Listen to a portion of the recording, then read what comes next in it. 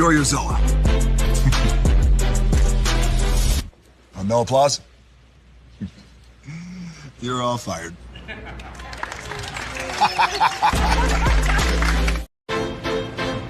Now that you've reached the stage in your life where quality television is important, Nubian TV is a black network that speaks to your lifestyle. Nubian TV is the world's first digital network devoted to the upscale and political lifestyles of black people. Nubian TV's programming includes politics, travel, fashion, food, automotive, arts and culture, civil rights, music, and more. Watch now on Amazon Fire TV, Roku, or watch globally at nubiantv.net. Nubian TV, it's what you want to watch. Now that you've reached the stage,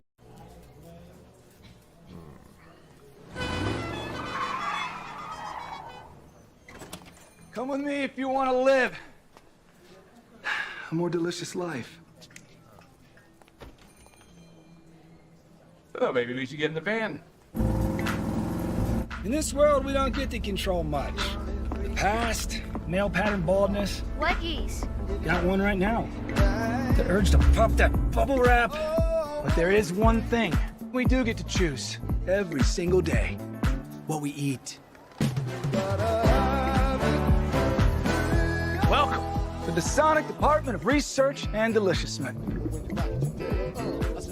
We have everything you want, didn't know you wanted, and some things you didn't know were possible.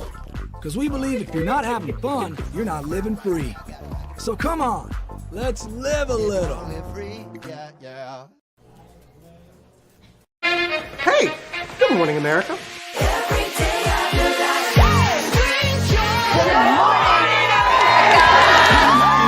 Good morning, America. Good morning, America. Good morning, America.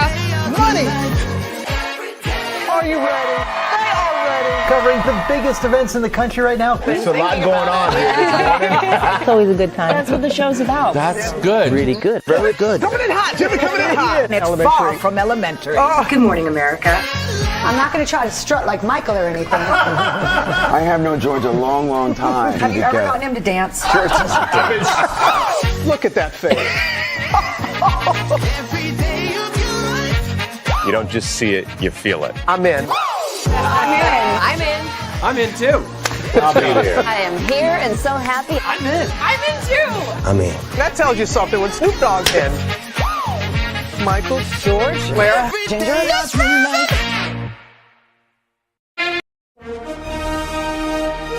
Prepare for a journey beyond imagination, beyond belief, beyond anything you've experienced before. Universal Epic Universe, a new theme park where you'll step through extraordinary portals to 5 immersive worlds.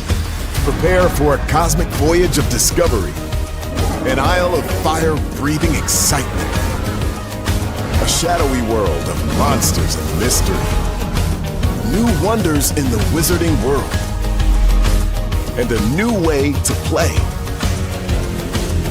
Plus the splendor of a magnificent resort hotel overlooking the park. It's all new excitement at Universal Orlando Resort. A week's worth of vacation thrills with 4 amazing theme parks, a variety of spectacular themed hotels, and incredible dining and entertainment. It's all at Universal Orlando Resort, where you'll find new adventures every day.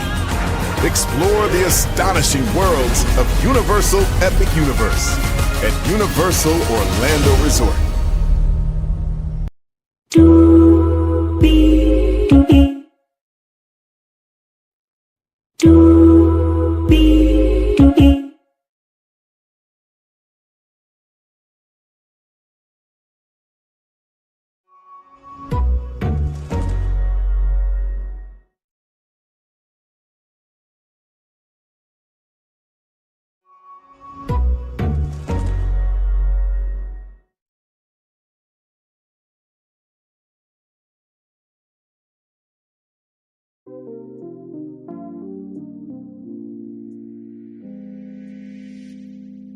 Well, hello to you,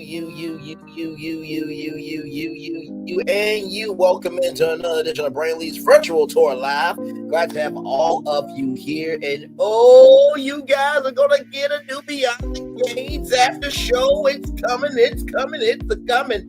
Oh, I had a lot to say on episode 28, but we'll get to that soon, very, very soon. But as of right from the space right here, right now, welcome into the morning edition of Brainley's Virtual Tour Live. We have 1, 2, 3, 4, 5, 6, 7, 8 destinations for you this morning. Dr. Velma Trayham.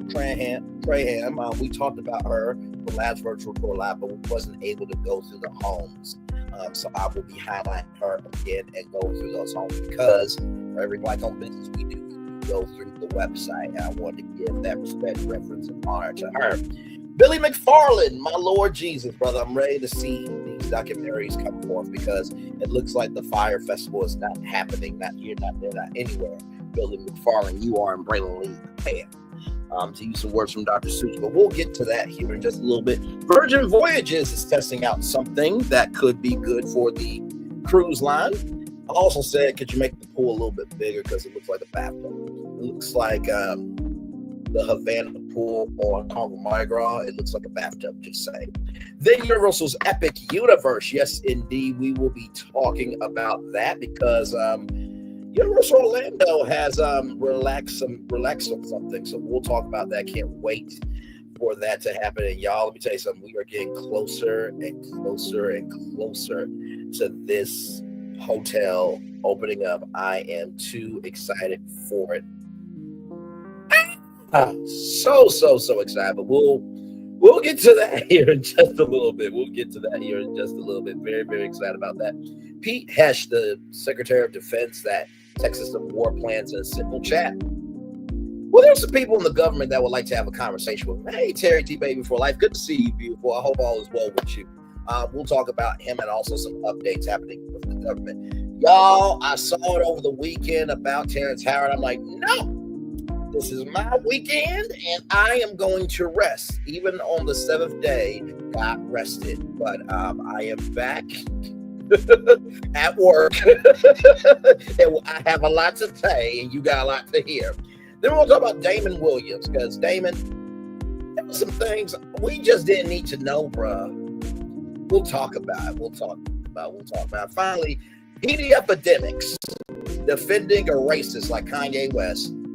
Y'all, we got 8 destinations. We got a lot to talk about. Higher is waiting, lower is available. But either way, we are live on tour. Let me take down this iconic intro here. You see that virtual tour background. Yes, you do. You hear that virtual tour music. Yes, you do. And one thing to know, and 2 things for sure, that over here on this channel, a lot happens early. Roll it. It's a new morning for America's family. Sun's coming up, so make it all that it can be. You know a lot happens early. I'm Harry Smith. I'm Julie Chen. I'm Maggie Rodriguez. Morning everywhere. Come on, get up. I'm Russ Mitchell. And I'm Dave Price. And it's a little early for this. Right now, this it's a new morning for America's family. Sun's coming up, so make it all that it can be. You know a lot happens early. Every day's good when you're starting it out right. But whenever you're in the daylight, and a lot happens early. Can you feel it? And I said, Good morning, everybody. Are you girls ready for the Jonas Brothers? We have an early show exclusive. Yes. A lot happens early.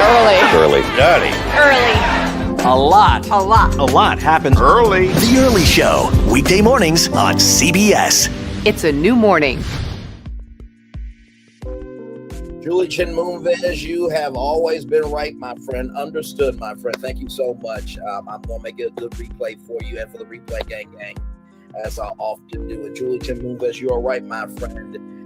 It is a new morning. Terrence Mitchell, Dave Price, Harry Smith, and Maggie Rodriguez. You are right on this YouTube channel. A lot happens early. Good morning, everybody. Hopefully all is well with you. We have 8 destinations to get to. So let's get to the getting and doing what we do. And like I said, that Beyond the Gates review, that Beyond the Gates after show, rather, will be coming your way. So please be ready. I'm going to get you caught up before the new episode drops today at 2 p.m. 1 Central on CBS. Yes, indeed. All right, let's make it do what it do, everybody.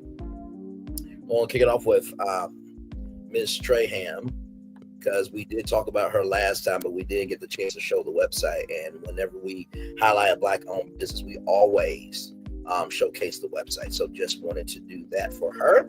And do not mind sharing this story again, because it's a great story. From blacknews.com, entrepreneur launches first Black-owned housing manufacturer that can produce up to 100 homes per day. Yes, indeed. And this is the beautiful sister right there. Yes, indeed. After nearly 3 years of development, Dr. Velma Trayham has officially launched Home Access America. No worry, we'll go to the website here in just a little bit. A new modular housing manufacturer that is the first Black-owned company in the United States capable of producing up to 100 homes per day. Home Access America is introducing 4 in-stock models and offering sustainable, affordable homes starting at $45,000 for a 3-bedroom unit. Using its proprietary building system, 5 to 10 non-skilled workers can assemble a 1,500 square foot home in less than a week. Homes are built in days, not months, and are designed to be fireproof, hurricane resistant, and waterproof, and resistant to rot and mold, delivering both speed and long-term durability without sacrificing quality. Become a homeowner with just a push of a button, says Dr. Trayham. Home Access America isn't just manufacturing homes. We're creating jobs and making housing truly affordable. With a 3-bedroom starting at just $45,000, we are proving that quality housing doesn't have to be out of reach. Visit homeaccessamerica.com to learn more and take the first step toward home ownership.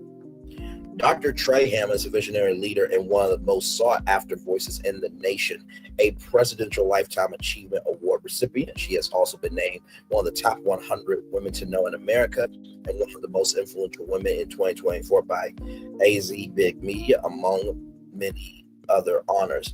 Her track record of driving economic empowerment and social change spans over a decade, focused on creating opportunity, uplifting underserved communities across the country. Positioned at the intersection of real estate, green technology, and economic development, Home Access America offers a proprietary modular system, the Home Access Building System, designed to eliminate waste, cut construction timelines, and reduce labor costs. Unlike traditional models, the system allows for home assembly by unskilled workers, providing thousands of employment opportunities to underserved communities. The United States faces a shortage of 7.3 million affordable housing units, while traditional builders continue to struggle with labor shortages and rising material costs. Home Access America's system, already in use in more than 100 countries. 100 countries is already using Home Access America's system. Offers a scalable solution to both the housing and employment crises. This isn't just a real estate venture, Trayham said. It's a scalable solution to one of America's most pressing issues and a way to drive inclusive economic impact for generations to come. Investment offering, Home Access America is now accepting interest from accredited investors through a private placement under Rule 506B and Rule 506C of Regulation D. The offering is open to only accredited investors. Key highlights: capacity to manufacture 100 homes per day, 100% green, zero waste technology, assembly ready for unskilled laborers, housing units starting at $45,000, homes under a week by 5 to 10 workers, fireproof, hurricane resistant, waterproof, mold and rot proof construction, trusted modular system used in 100 plus countries, public-private partnership opportunity led by award-winning, nationally recognized impact leader for media, investment inquiries, or partnership opportunities. Contact info at houseaccessamerica.com or call 480-808-9930. That's 480-808-9930. That's 480-808-9930. Like I said before, congratulations to Velma Trayham for, first of all, stepping up and being a solution and not a problem. So we need to recognize the people that are doing that and send the ones who are problems to a damnation worse than hell.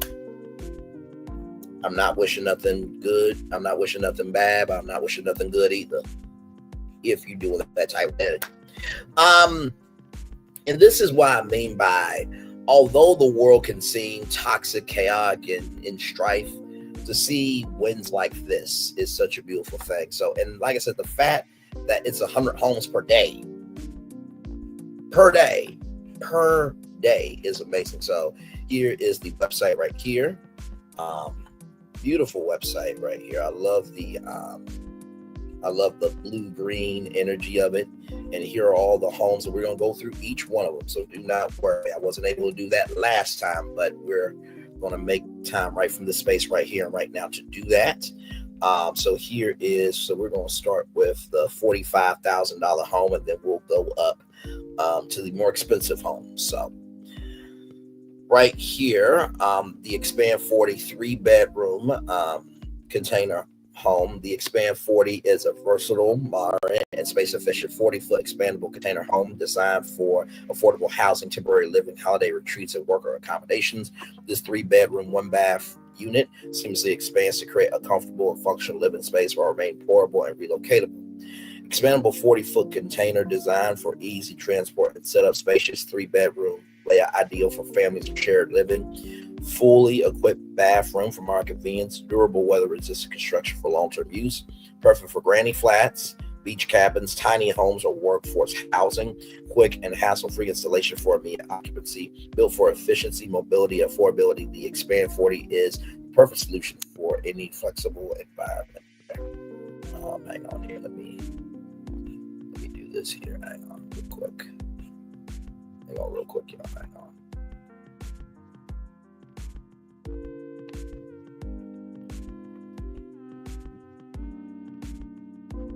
Okay. Here we go.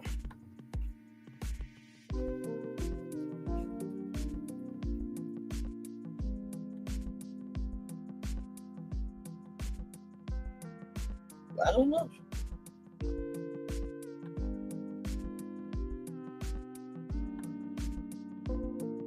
Okay, so that's how it expands. Oh, wow, that's amazing.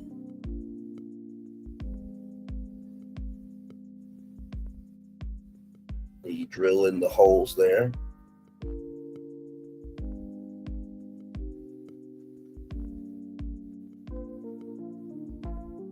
Chalk to glue it down.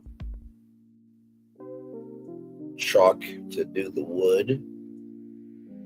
Wow, that's amazing. So, restroom there. Wall goes up there.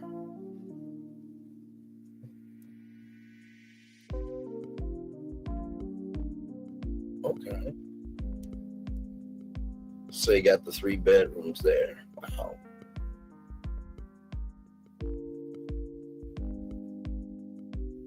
That is really, really cool.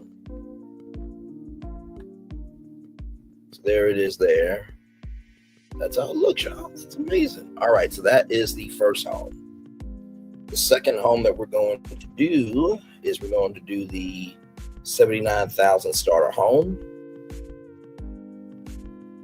Right here. Oh, wait a minute. Before we move on here. Okay, yeah, that's all you need to see. Okay. All right, so let's do this here. So the Starter Haven 2-story. The Starter Haven 2-story is our most affordable and efficient modular home designed for those seeking quality housing at affordable price, pre-built in a controlled facility for maximum efficiency. This 1,028.1 square foot 2-story home maximizes space while keeping costs low. Featuring a functional 3-bedroom layout, the Starter Haven is perfect for first-time home owners, workforce housing, or rapid development for community development and disaster relief efforts. 2-story design for better space utilization and privacy. Pre-installed doors and windows for a move-and-ready experience. Simple modern interior finishes for a clean, comfortable living space. Sustainably built with energy-efficient materials. Priced at just $79,000, making home ownership more affordable. Whether you're looking for a model level home, Let me flip the reverse rewind back. Whether you're looking for a entry-level home, a ADU accessory dwelling unit, or a scalable housing solution, the Star Haven 2-story delivers modern, efficient, and cost-effective living. So there is the home there, a little bit close. And they even have a little tiny backyard there. Give me one moment.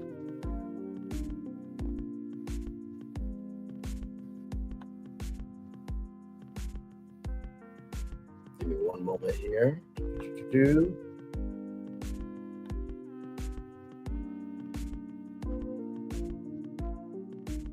All right, so here are some more pictures here. So there's the backyard, and you got the 3 bedrooms there. I think that's a bathroom. Oh, that's the kitchen, bathroom right there, kitchen right there. Oh, that's really nice though. Oh, that's the first floor. And then that's the second floor, yes. That's what's up. That's what's up. All right, give me one moment, everybody, while I get the next home up. So the next one that we're going to look at is the Family Haven 2-story here.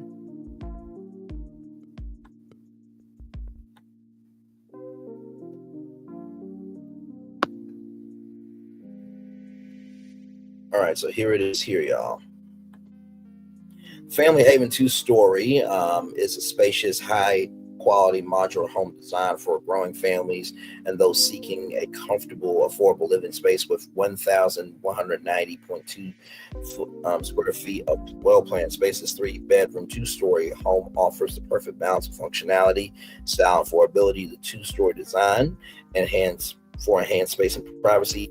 3 spacious bedrooms to accommodate families for shared living, high quality interior finishes for a modern move-in ready home, pre-installed doors and windows for quick and hassle-free setup, energy efficient construction for long-term savings and sustainability. Price at just $99,000, offering premium quality at affordable price, built-in control facility for precision and efficiency. The Family Haven 2-story is ideal for families, workforce housing, or community developments looking for a stylish, durable, cost-effective housing solution. So here it is here, a little bit more close.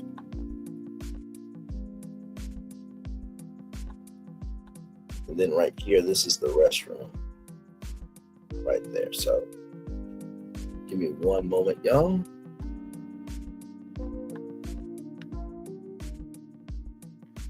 Okay. So here it is here. So that's so you could literally put this anywhere. Oh my God, look at the interior of that. That's beautiful. That's a Disney movie in that house. That is very nice. Wow, look at that. It's amazing. Then you have a deck there. You can put like a little hot tub, like a soft tub there. And of course, the last one, what we're going to do is look at this last one, the modern luxury villa.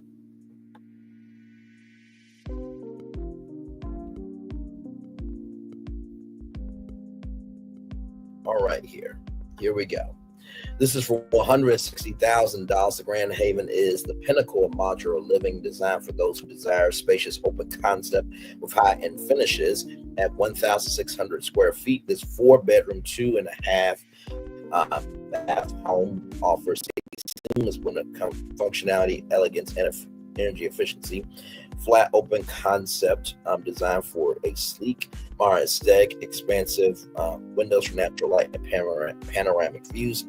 Premium ice white finishes for a clean, sophisticated look. Spacious 4-bedroom layout, ideal for families for shared living. 2.5 bathrooms for added comfort and convenience. High price in materials and energy efficient construction. Priced at $160,000, offering luxury at accessible price. Built-in control facility for maximum quality, efficiency, and precision. Grand Haven's perfect for families, upscale community developments, or those seeking a modern, high-end modular home. So here is the home here, and that is a pool. This is amazing. And this can be built in 7 days, y'all. Like, just find a plot of land and make it do what it do. Y'all give me a moment. Okay, there we go. Didn't make a mental note. Okay. So here it is here. So you got your bedrooms here, kitchen. Yeah, I think that is the kitchen. Restrooms here. Yeah, there's your kitchen right in there.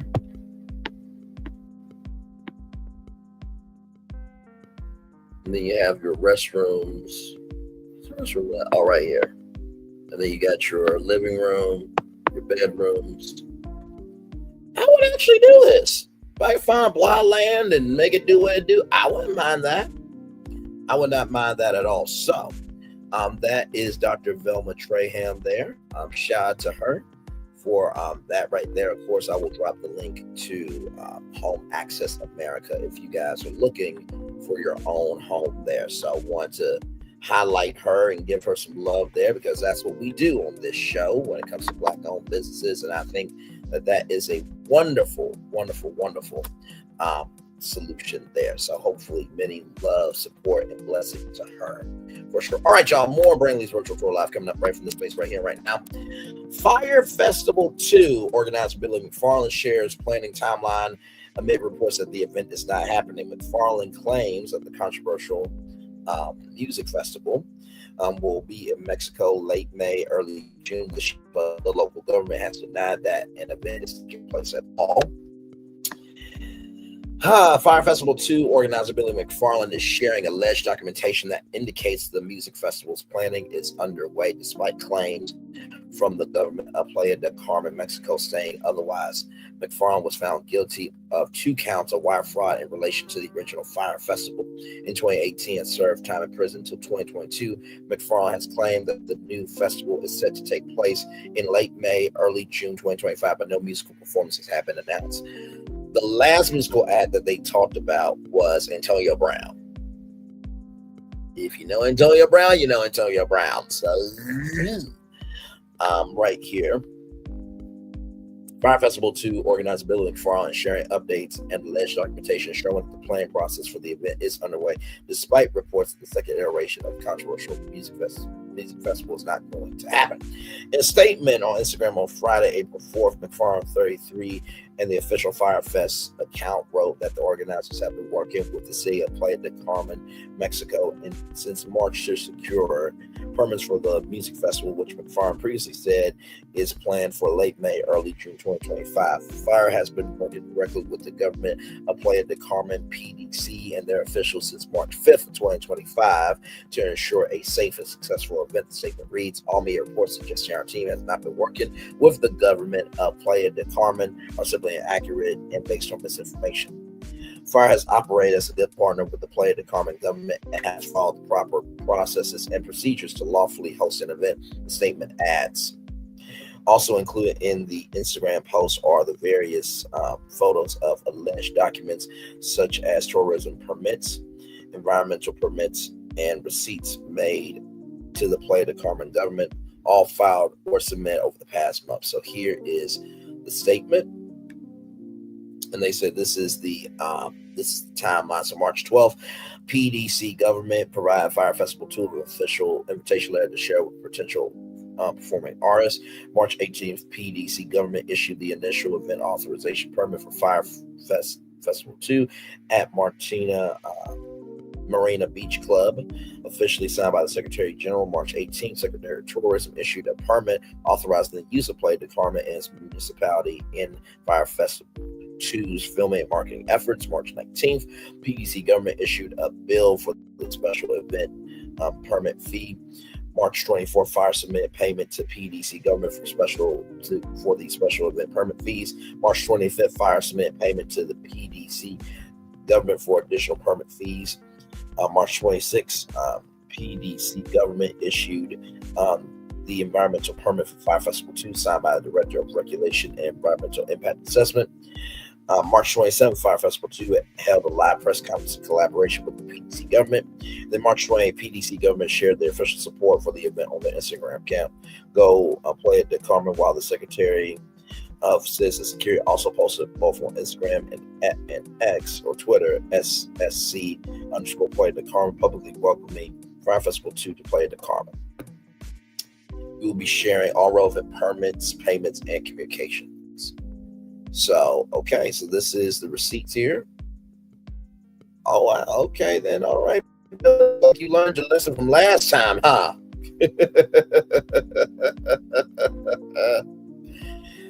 Okay, these are some receipts, but the people are still saying that the festival is not happening, Billy. That's what they're saying.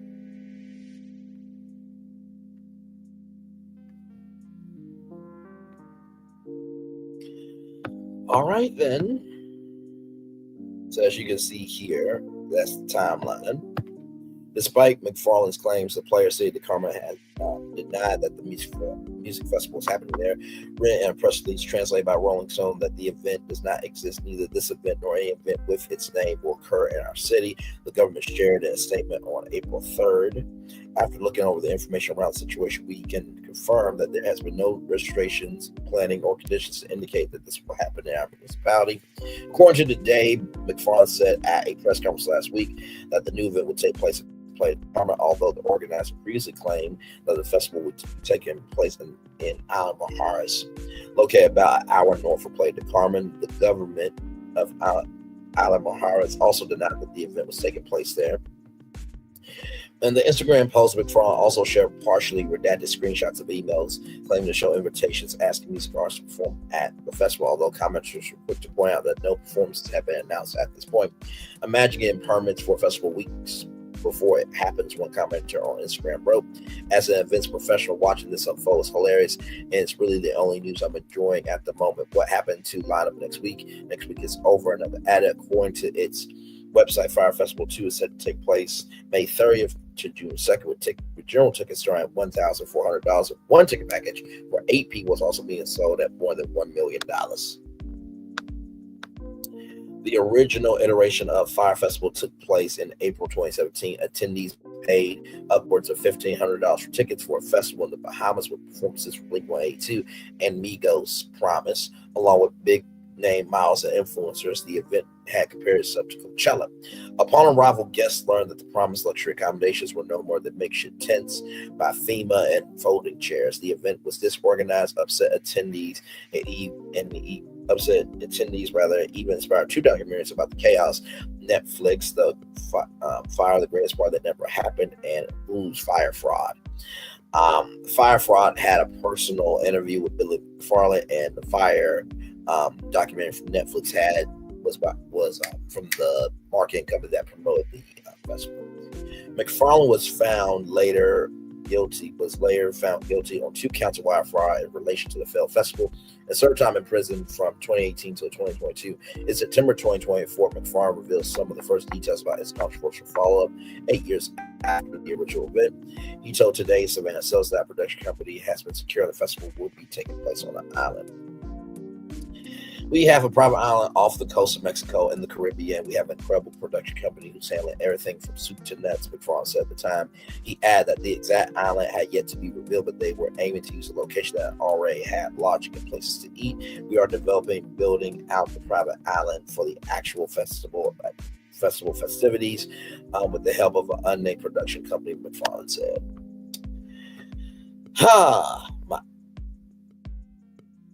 What the hell? I'm sorry, y'all. I'm sorry. Y'all see the same thing I'm saying, right? What the hell? There's just some things we don't need to know. Why?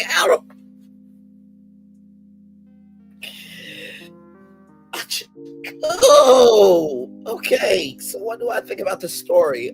Billy, you're going to jail. Lock his ass up. He going to jail. Because, like, dude, what are you doing? What are you doing? What is your ass doing? Really, bro? Like, did you not learn your lesson the first time? Like, you are a wanted criminal in the Grand Bahama Islands. Like, they don't want you there. And now you're doing it in Mexico? Okay. So even says right here from KTLA, Firefest 2 not happening at second location, Mexican officials say. A major issue looms for the planned Fire Festival 2. Representatives from Playa del Carmen City Hall say that the music festival is not scheduled to take place there. Just last week, Billy McFarland revealed that the festival was moved from Almaharas to Playa del Carmen. In a press conference, he claimed that he had the appropriate permits to hold the event in early March. A top official of Almaharas said they didn't know about the festival, even though packages were being sold for $1,400 to $1 million. The festival is set to take place from May 3rd to June 2nd as a chance for McFarland to redeem himself following the 2017 event in which guests were stranded on Bahamian Island without proper accommodations. In 2018, he was sentenced 6 years in federal prison for fraud after pleading guilty to 2 counts of wire fraud for his role in defrauding Fire Festival investors and ticket members about $26 million. He was released early in May of 2022, according to Rolling Stone. He was held on house arrest until September 2022. Bruh, you're gonna go to jail. Like it's inevitable because you're not paying attention to what the hell you're doing. So here we go. Before you buy tickets to Fire Festival 2.0, you may want to listen up. A representative at Playa del Carmen City Hall says the musical event is not scheduled to take place there. During a press conference last week, festival founder Billy McFarland claimed that they had the appropriate permits to hold the event. The festival, which was scheduled from May 30th to June 2nd, was a chance for McFarland to redeem himself after the 2017 event in which guests were stranded on a Bahamian island without proper accommodations. He was sentenced to 6 years in prison for financial crimes. Oh, Billy. Billy. Is what it is, good sir. Let's roll on. Here we go, everybody. Virgin Voyages testing unlimited drinking packages. Can you make the pool bigger? It looks like a bathtub. Now, of course, they have the pool like this because you could actually dance on these ends of the pool for the Scarlet Night. But still, can you make the pool just a little bit bigger? But either way, here we go. Virgin Voyages is testing a concept that's already well entrenched with other cruise lines, a limited drink package. By the way, this comes to us from Cruise Critic. Until now, passengers on Virgin's existing 3-lady ship, Scarlet Lady, Valiant Lady, Resilient Lady, could buy drinks through a system known as a bar tab. Just as it sounds, people can specify a certain amount to be added to their cabin for alcoholic drinks. 2 features about the bar tab made it popular with passengers. 1, the line gave incentives to people who bought a bar tab in advance, adding an extra $50 or $100 in some cases the amount. And 2, the bar tab was sold on a cabin-by-cabin basis where drinks could be shared, so only 1 bar tab was needed, and guests were not penalized if only 1 person in the room wanted to drink. Still, feedback from guests and travel advisors show that many preferred a traditional drink package. Said Universal Marty, CEO of Virgin Voyages. Sometimes it's a blocker not having a package, he said. So this is the current test. As you can see, this is how you utilize the end of the pool there. So they all are there for Scarlet Night there. Yes, indeed. The current test is taking place on Valiant Lady during the months of April and May. For $95 per person per night, passengers have unlimited drinks up to $20 each, including specialty coffee and juices. Soda is already included as part of Virgin Voyages fare. As with most drink packages on other cruise lines, both passengers and the cabin must commit to buying to it. The more flexible bar tab is still available. Samitu said the line would see how the package worked before committing to doing it fleet wide. The e-product and experience is very important to me. We're not just going to roll something out. The line needs to make sure it can offer packages and still deliver a high quality craft cocktail, he said. Cruise Critic members debate which option is better. On Cruise Critics Virgin Voyages forum, members were discussing which option would work better for them, a traditional drinks package or the bar tab. I really like the bar tab as it works. One person drinks significantly more than the other and has the ability to share with anyone on board. says Cantagen. I'll probably go for this World Traveler 1977 Brilliant Late next April. Hope they commit to it. It's all about the peace of mind, not worrying about cost of drinks or running up my tab, said J. Carl 4551. I'm hopeful they keep both the bonus on buying a bar tab for those who won't benefit from a drinks package, but also offer a drinks package that attracts the royal and celebrity guests. So there you go. Like I said, I think that this is a good thing. Obviously, I mean, Virgin Voyages is on the up and up. It is the only cruise line to be 18 and older. I think that it's got a long life to live, and I hope to take one very, very soon. So yes, indeed. There. All right, y'all. More Virtual Tour Live coming up right from the space right here and right now. Disney Dining. Disney Dining. Universal shocking turn at Epic Universe sends shockwaves through the theme park world. What changed? It started with whispers, then warnings that Universal's Epic Universe team members caught snapping photos during preview events were allegedly terminated or banned. Strict rules were in place, and Universal Orlando Resort wasn't messing around. But today, everything changed. And then that is Flynn's Hiccups roller coaster there.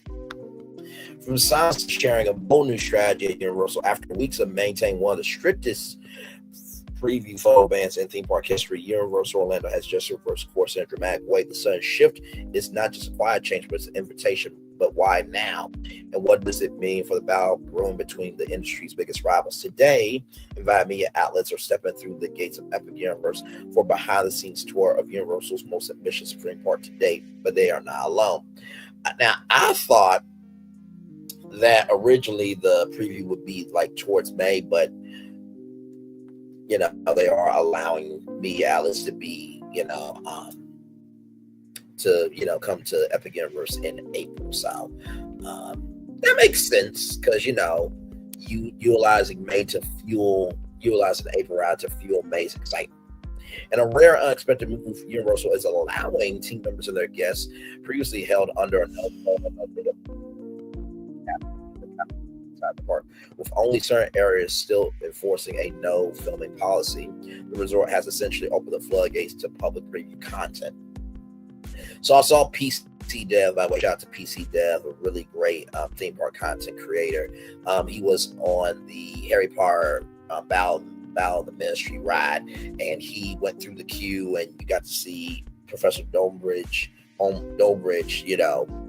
it was all digitized. Then you got to see the Metro flu and all that stuff and how you were able to transition and stuff. It was really, really cool. They did a wonderful job.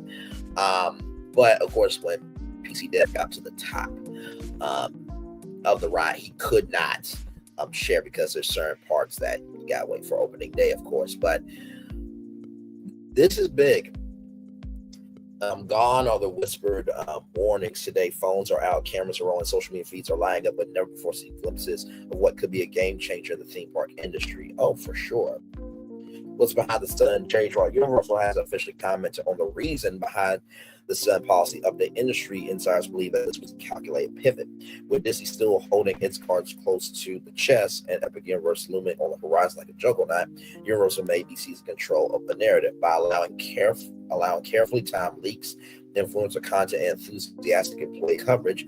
Universal's building hype organically. It's a move that could dominate the attention of theme park fans, especially with Epic Universe rumored to include lands based on Nintendo, Universal Monsters, How to Train Your Dragon, Harry Potter, and more.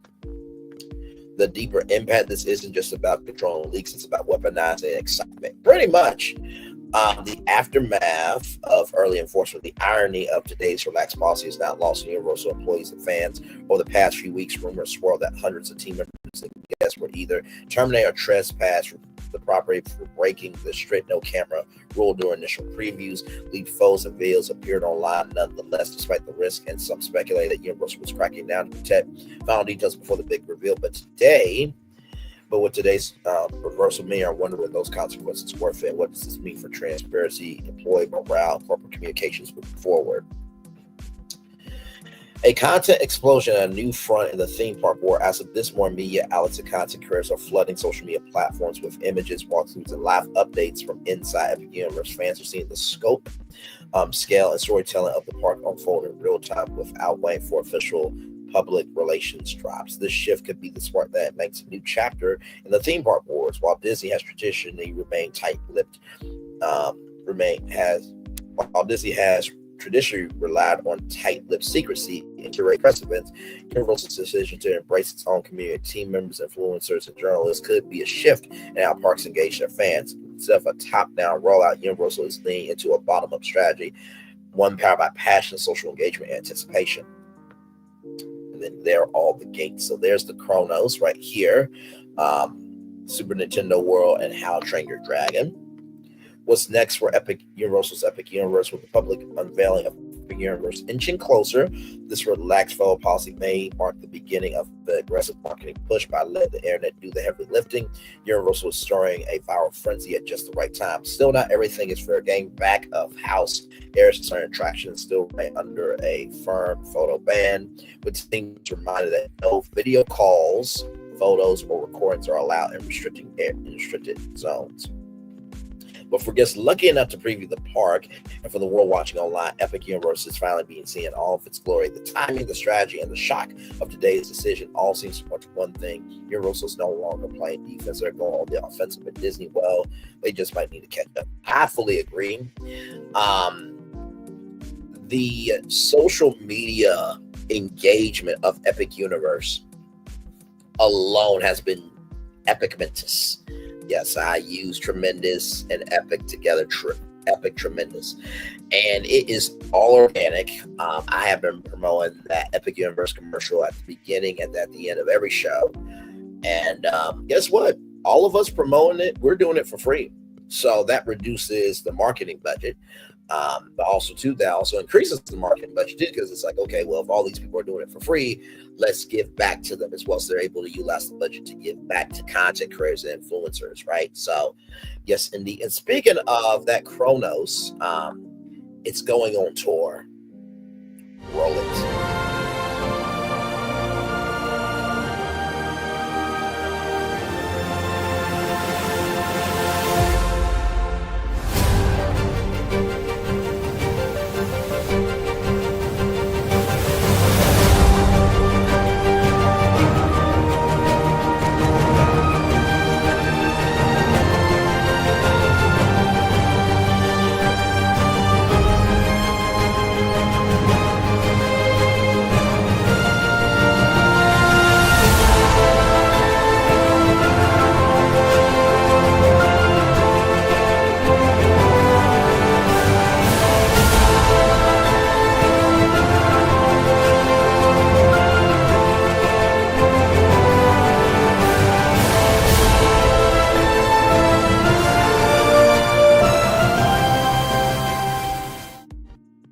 So yes, indeed, in Atlanta, Georgia, Philadelphia, Pennsylvania, in New York City, and in Chicago, you can see the Chronos come to life. That will be an LED screen, by the way. So I'm sure that there will be some content creators and some influencers to go to those store stops. And not to mention, too, the Chronos will do a special show at night just for those locations, and there will be an exclusive sweepstakes for you to get the chance to go to Universal Orlando Resort and experience Epic Universe for yourself. The tour starts April 11th, so that is 4 days away. So starting this Friday will be the Chronos tour, so that should be very exciting. We talked about that here on Brian Lee's Virtual Tour Live. Yes, indeed. So we're going to take a little commercial break, and when we come back, we have more. We have Pete Hesh, Terrence Howard, Damon Wayans, and PDF Academics. We got a lot more to talk about. We are live on tour. Like, comment, share, subscribe. We'll be right back after this. Power 923 Jams and the Arkansas Minority Health Commission encourages you to take the COVID-19 vaccine to help keep you and your loved ones safe. Involved in our community, the People Station, Power 923 Jams. KIPR Pine Bluff, Little Rock, KFOG, Little Rock, a Cumulus media station. And now, back to the jams. Hip-hop. Drake. Girls want girls where I'm from. Yeah, well, girls want girls where R&B. J. Howell. Just 'cause I love you and you love me. And now, bumping back-to-back continuous music with another fresh new jam. Heard here first on the People Station, Power 923 Jams. Power 923. Open your eyes. Think of the one place you've always wanted to see.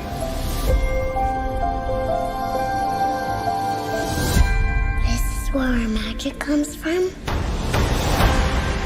They say if you dream a thing more than once, Please, please, please. it's sure to come true. Everything you see exists together in the great circle of life. There are stories about what happened. It's true. All of it. In every job that must be done, there is an element of fun. I told you she was tricky. Life is full of possibilities. What do you want to be remembered for? The world is in our hands, and we gotta do something with it. I just want to say a word of thanks to all the artists, the workers, and all of you. The young and the young in heart. You helped make this dream come true.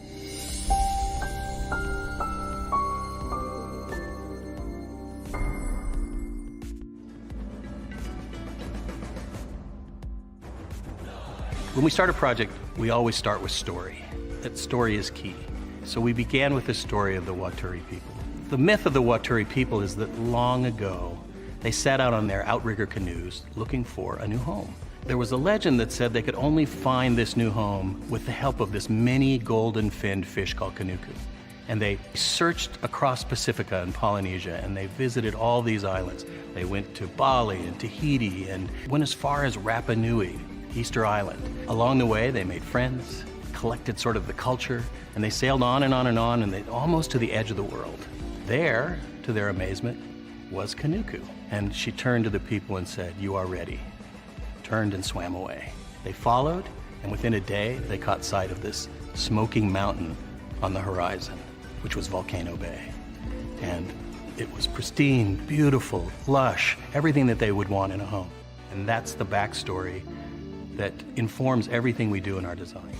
The idea here is to create the best experience. We know what our guests want. They want the thrill and excitement of our theme parks, but they also want a place where they can relax and chill out and feel pampered. Nobody wants to stand in line. And so we said, let's get rid of them. Nobody wants to carry rafts up a ride tower all the way to the top. So we said, let's do that for you. Exhilaration, excitement, and relaxation. That's what you're gonna get at Volcano Bay.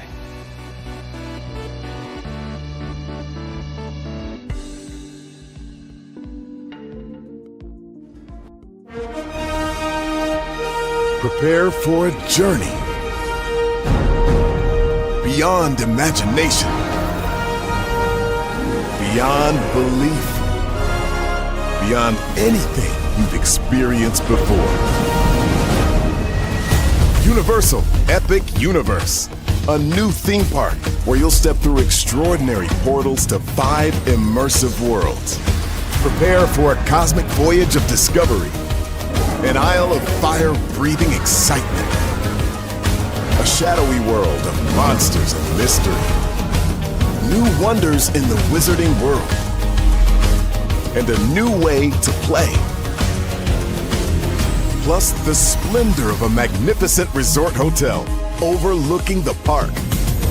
It's all new excitement at Universal Orlando Resort. A week's worth of vacation thrills with 4 amazing theme parks, a variety of spectacular themed hotels, and incredible dining and entertainment. It's all at Universal Orlando Resort, where you'll find new adventures every day. Explore the astonishing worlds of Universal Epic Universe at Universal Orlando Resort.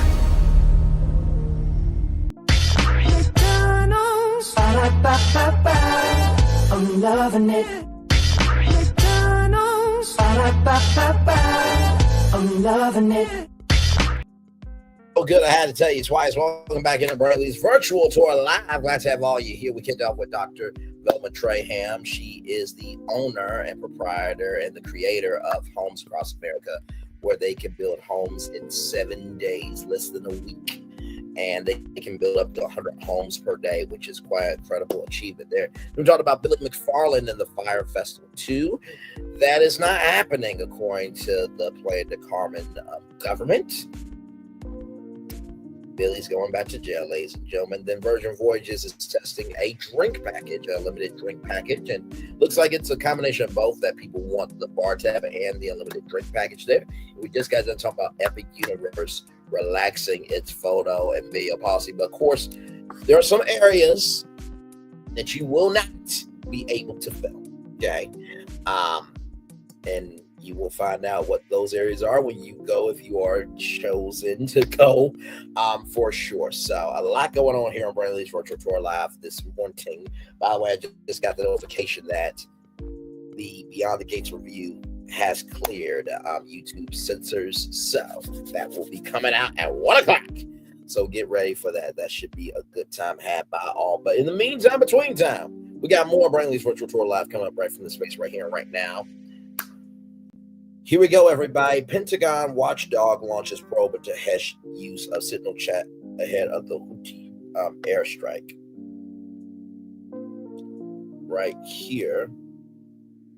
Martha Raddatz interviews Representative Mike Turner, Republican of Ohio, this week, and he said that Signal chat contents should be considered classified information. So even Republicans are like, okay, wait a minute. Okay, we can be racist. We can, cut people down and not care about people, but okay, we gotta have some sanity here. Otherwise, we're looking stupid.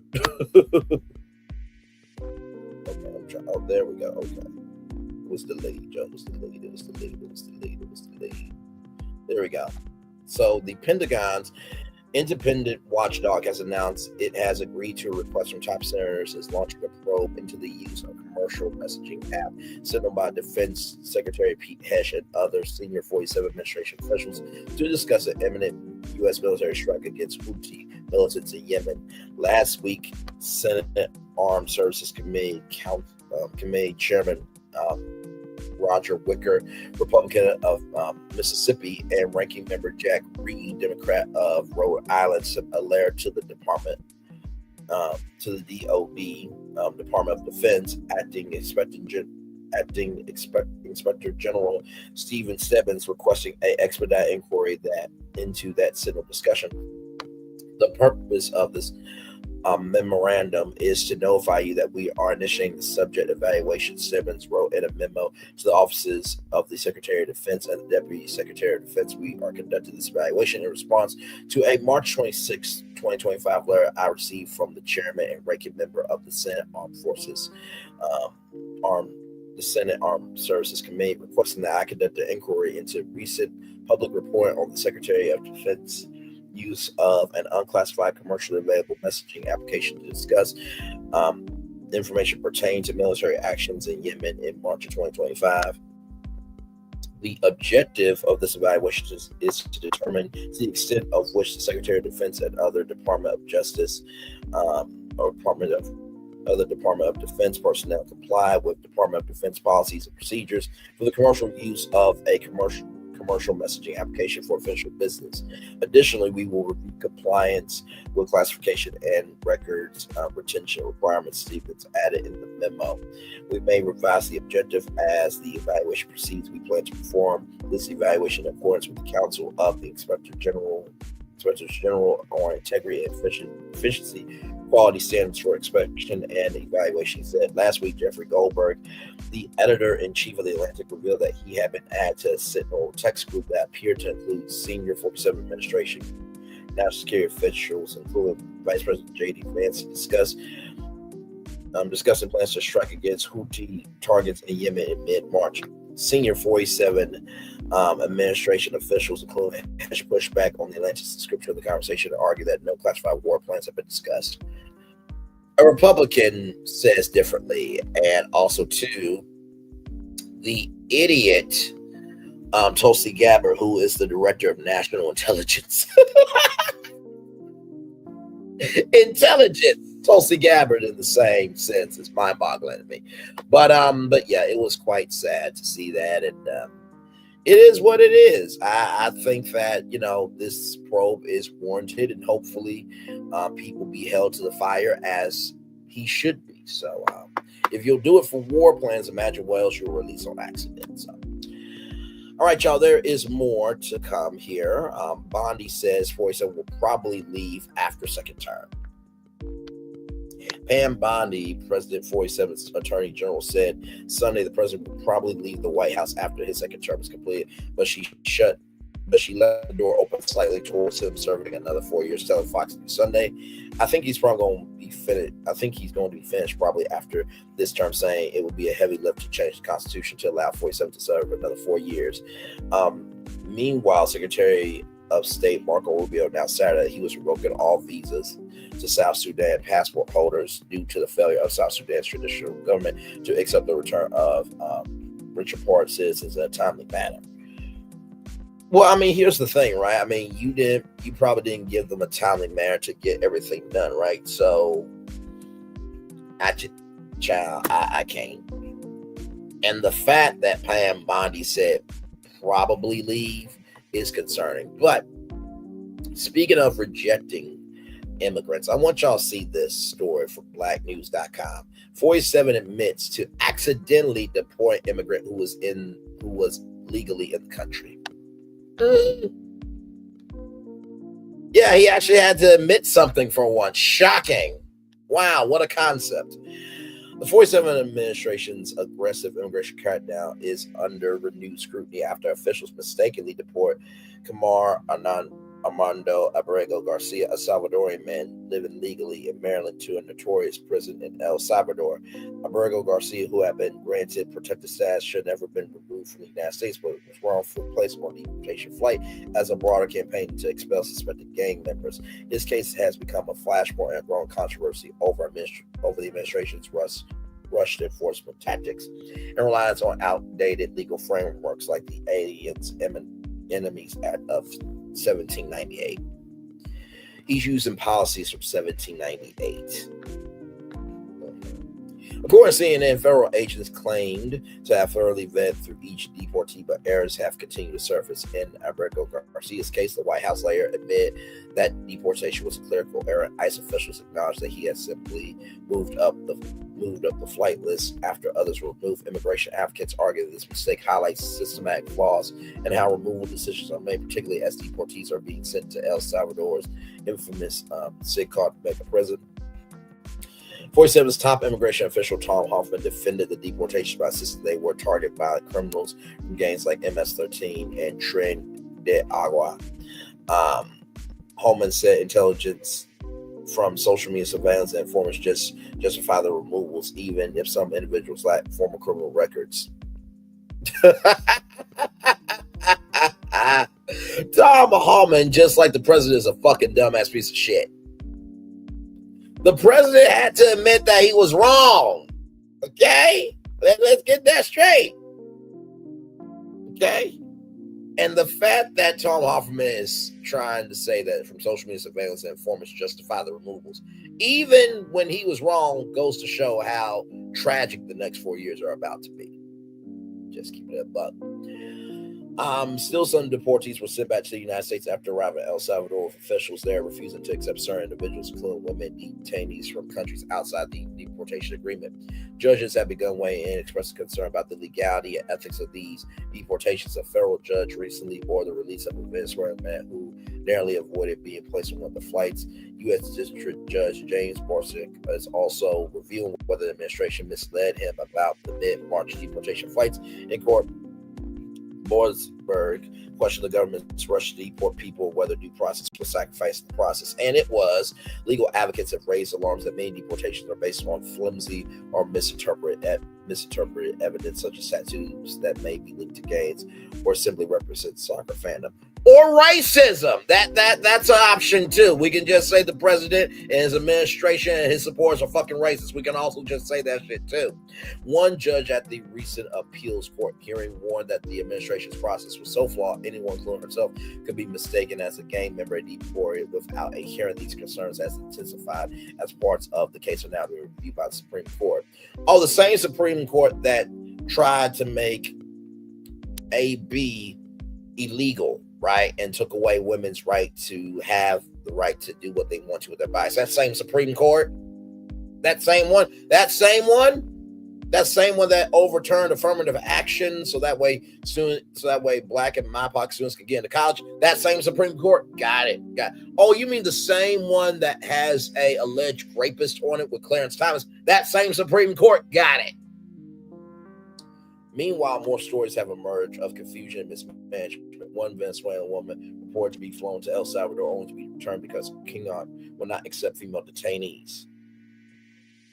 Interesting. Another man was rejected because he was from Nicaragua, a country not included in the agreement. ICE attorneys have struggled to explain the whereabouts of some deportees in court, prompting judges to reschedule hearings. Lawsuits, including one on behalf of Alvaro Garcia, are now underway to challenge the administration's handling of the deportations and the sweep of authority it has claimed under the Aliens Enemies Act. So basically what this goes to show is that everybody who voted for this dumb fuck really fucked up, because his administration had to admit that they fucked up. But the rest of y'all voted for this dumb fuck. Hey, Harris Girl Podcast, long time no see. Good to see you, my friend. Y'all like, comment, share, subscribe to her. Very beautiful sister for sure. But yeah, to the rest of y'all the dumb fucks that vote for this piece of shit bastard in the White House. And let me show the headline. Let me show the headline right here. Let me show the headline. Accidentally deporting an immigrant who was legally in the country. This is happening with many cases. But y'all were the ones. The rest of y'all were the ones who voted for the dumb motherfucking piece of shit. You happy with that headline there? Are you happy about it? Are you happy about it? Are you happy about the headline? I'm just reporting the news. Don't get mad at me. I mean that's what it's saying, right? So just want to make that very clear. Just want to show that thing. Now, I am sure that the press conference with the lying piece of shit extra-ness is going to go swimmingly today.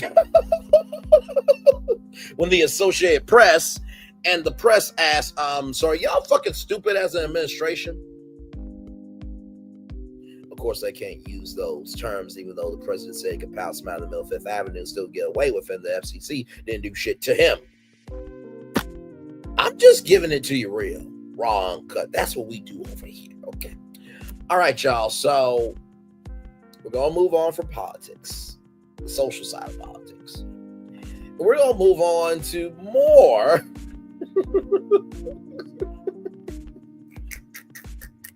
We're going to move on to the law from a celebrity standpoint here. Shout out to rollout.com, celebrating 25 years of being a platform. Y'all saw this news over the weekend. Terrence Howard alleges disturbing encounter with Diddy, y'all. I saw this. I'm like, what the hell is going on? Let's get into it. In a shocking revelation, Terrence Howard has come forward with allegations against music mogul Shonda Combs, claiming that they attempted to seduce him under the disguise of seeking acting lessons. This unexpected disclosure was made during an appearance on the popular PBD podcast, where Howard recounted the unsettling experience. So PBD, by the way, for those of you who don't know, comes from Value Entertainment. So Yeah, just want you guys to know that. The allegations unfold. According to Howard, Diddy had persistently invited to teach him acting. What? Yo, when did Diddy act in a movie? I'm confused. Hang on, let me.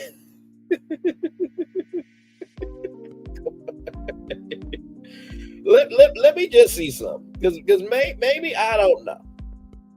Maybe I don't know. Okay, let me see. P. Diddy's acting career.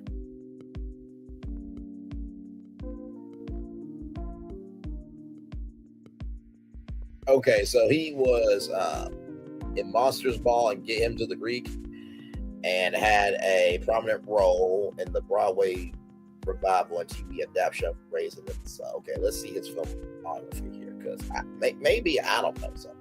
Maybe I don't know. Okay, filmography. Oh, filmography. What is it, man? Are you serious? Why are you doing this, IMDb? Why are you doing this to me? Okay, there we go. All right, let's see. Okay, so he's been a producer on 54 films. Okay. He's been a producer on 54 films. And he's been an actor in 140. So let me see here. I'm just looking. I want to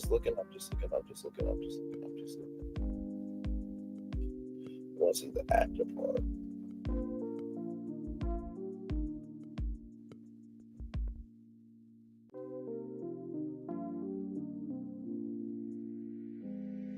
Let's go back.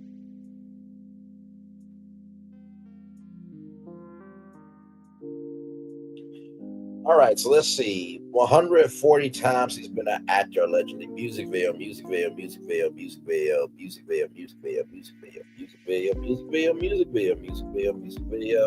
Girls Trip. Apparently he was in that. Notorious TV series. He was in one episode. Music video. The Chris Gother Show. He was appeared in one episode. Music video. TV series, Elroy Savoy and Blackish, Detective Carr and Rush Hour 4. This TV show apparently never saw it. Draft Day, Chris Crawford, Sean Combs. Most Wanted, apparently he was that. Downton Diddy, a short WrestleMania. Dr. Jinx, one episode. Sir, you made cameos, sir. You know what?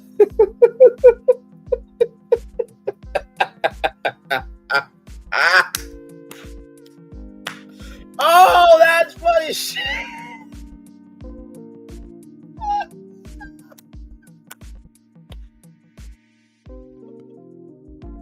Let me keep going.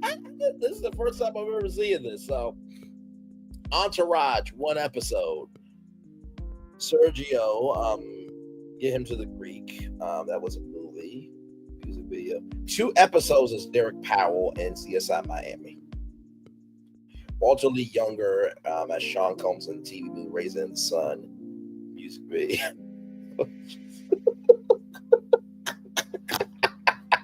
I really am looking, y'all, like I'm looking on IMDb, okay? So I'm looking on IMDb here, okay?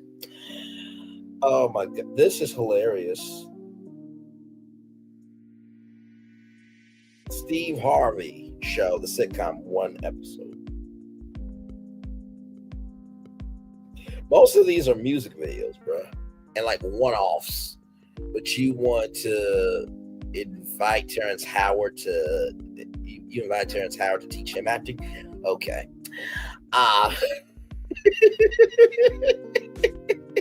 Puffy invited me for weeks, expressing a desire to learn from the acclaim. After Puffy, rather, invited me for weeks, asking me to come teach him.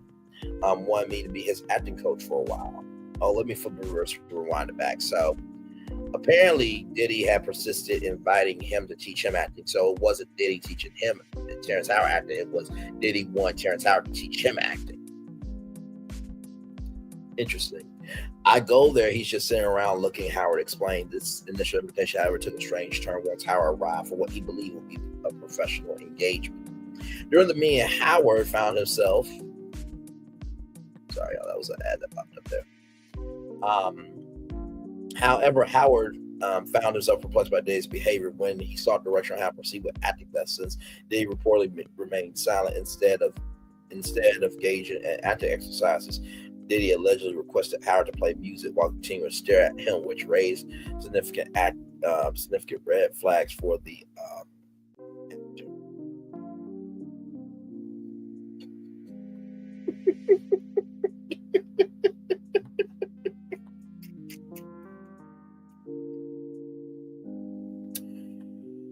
Ooh, Lord Jesus, my Lord, my Lord, my Lord, my Lord, my Lord.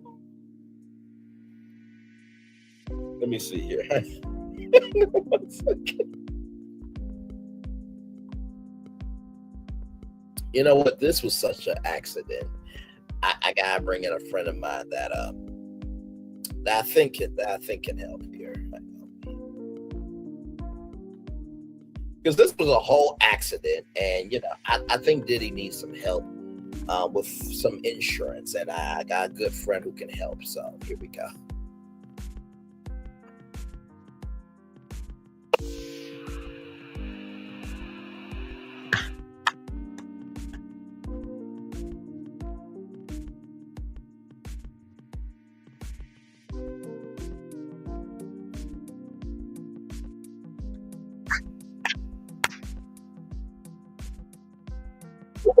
You're in right now.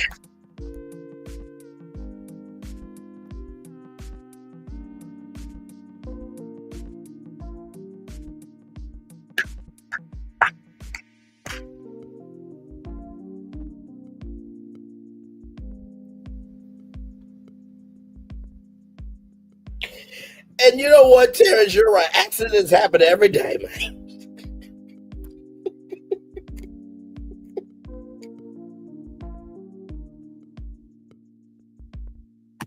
Well, let me tell you something. All say Terrence Howard is in charge, not P. Diddy.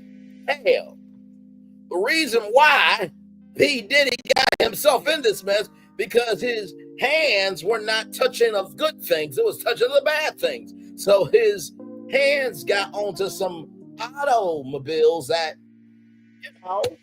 he utilized for bad. Same thing with his homes; used it for bad. His life, he used his hands to make his life bad. And retirement, well, he fucked up his retirement by using his hands. So Diddy was supposed to be using his good hands, but his hands turned out to be for bad. So I guess Terrence really can't help because he only insures good hands, not bad hands. Let's get back to it. You know what? I don't want to say because I feel really proud of myself, rather.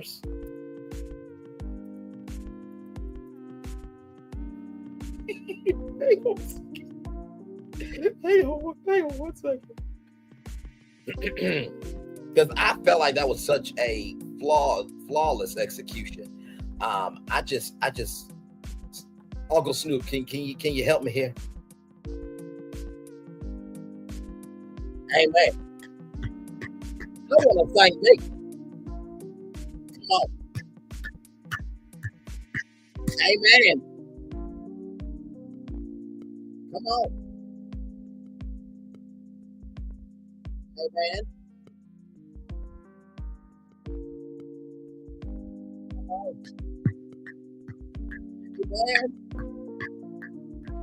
Come on now.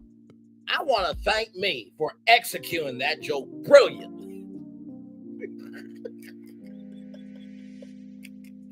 A disturbing realization. It was only after a conversation with his assistant. Okay, I'm trying to be serious, y'all. Okay, I'm trying here. It was only after a conversation with his assistant that Howard began to understand the true nature of Dave's intentions. His assistant bluntly said, "I think he's trying to fuck you," which prompted Howard to reassess the situation. This revelation led him to cut off all communication with Dave, staying so now no more communication. The aftermath of Diddy's silence. As of now, representatives for Diddy have not responded to Howard's allegations The lack of a statement from Diddy's camp leaves many questions unanswered, and as to the intrigue surrounding this incident, Howard's claims has sparked discussions about the dynamics of power and consent in the entertainment industry, particularly regarding the interactions between established figures and those seeking mentorship. Contextualizing the allegations, this incident is not isolated. It reflects broader issues within Hollywood and the music industry, where power dynamics often complicate professional relationships. Allegations of sexual misconduct have been prevalent in recent years, leading to a cultural reckoning that challenges the status quo and demands accountability from influential figures. Howard's experience serves as a reminder of the importance of maintaining professional boundaries and the need for open discussions about consent and respect in all industries. As more individuals come forward with their stories, it becomes increasingly vital to support and listen to those who bravely share their experiences. Absolutely. I do believe while if you do lie, you deserve to be punished. Also, too, if that is your truth, it deserves to at least be heard. You know what I mean? So I truly agree with that. I'm saddened that Terrence Howard had to go through that. Men get abused too. And I don't think that is right. It's disrespectful and it's tragic behavior. You know what I mean? So yeah, I really believe that. Let me...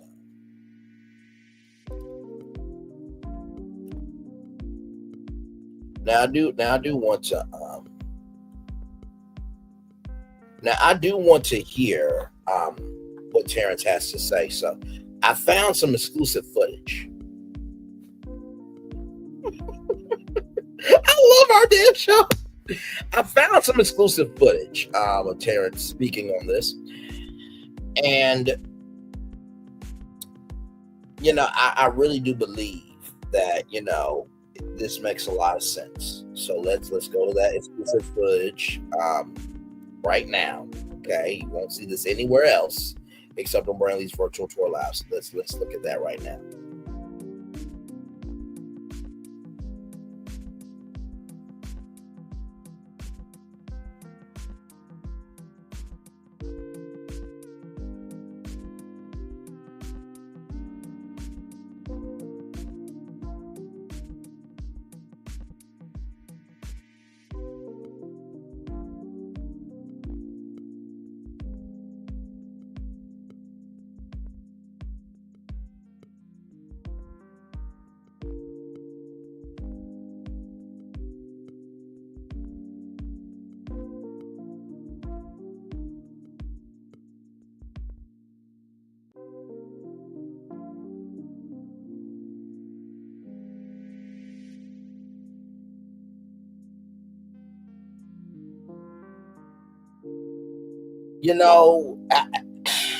Terrence's story there really just touched me because he is right. I mean, waves are curves for a reason.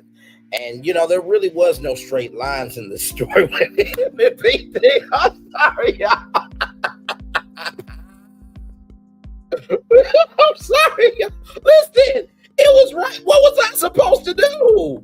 You saw the thumbnail. You know my voice. And damn it, you know why you here. Come on, man. Oh, my Lord.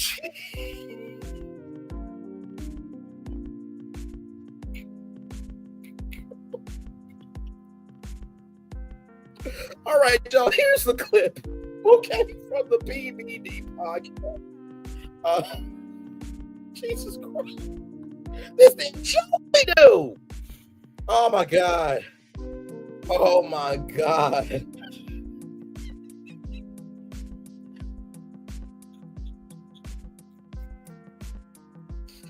Okay, so for those of you who don't know what valuetainment is, there's this guy named Patrick Bet-David. So that's his name, and that's why it's called the PBD podcast. Here is that clip.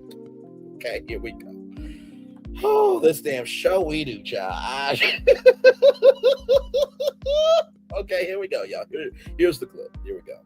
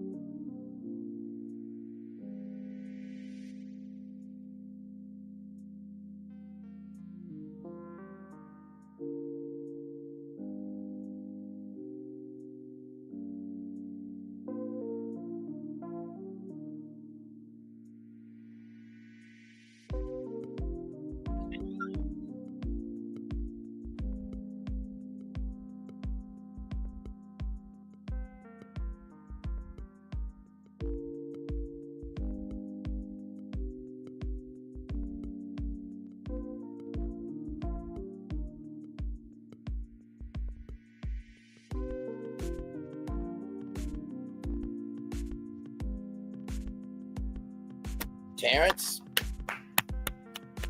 I think you have found the flower of life. I think you've opened it up brilliantly, to use your words, concern. And y'all, I'm laughing about Terrence Howard. Wait, you can't hear it. What do you mean? This clip right here? What in the world? Okay, hang on, y'all. Give me one moment. Hang on. Let me do that again. Hang on. YouTube can YouTube sometimes. Okay, here we go.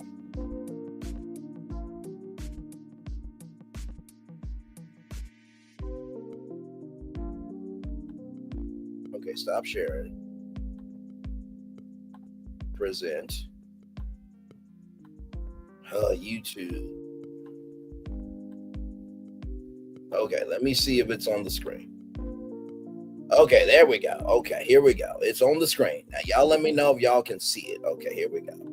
I've made some discoveries in my own personal life with the science that, Pythagoras was searching for. I was able to open up the flower of life properly and find the real wave conjugations that we've been looking for 10,000 years. Why would I continue, walking on water for tips when I've got an entire generation to teach a whole new world? That's a big remark. Yeah. What do you intend to do? Well, let me put it this way. All energy in the universe is expressed in motion. All motion is expressed in waves. All waves are curved. So where does the straight lines come from to make the platonic solids? There are no straight lines. So when I took the flower of life and opened it properly, I found a whole new wave conjugations that expose the in-between spaces. It's the thing that holds us all together.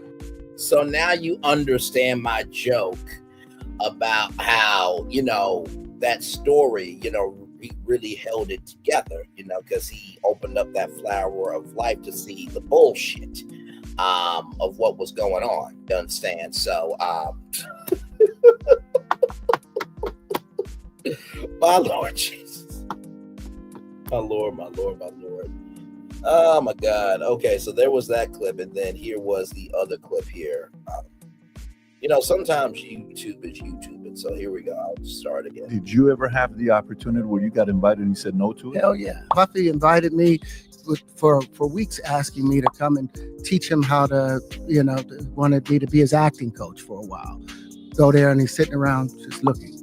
I'm like, okay, what's the material you want to work on? He's just looking at me. Then next thing you know, okay, hey, will you help me? I want to hear your music. So I come over there and I play the music. And he's sitting there, just looking at me, like waiting. Okay. So then my assistant was like, he wants to hang out with you next week. And I was like, for what? He's like, I think he's trying to fuck you. That's what my assistant said. And I was like, oh, now I get it. So now no more communication. Now you know to be hands off with somebody. A number of producers come in and make the approach, and you threaten to punch them in the mouth, or threaten to knock their head off for talking to you or looking at you like you're a woman. When you approach a real man about his masculinity, you're going to get a real reaction back. It's a difference when a guy walks in a room and when a man walks into a room. Facts.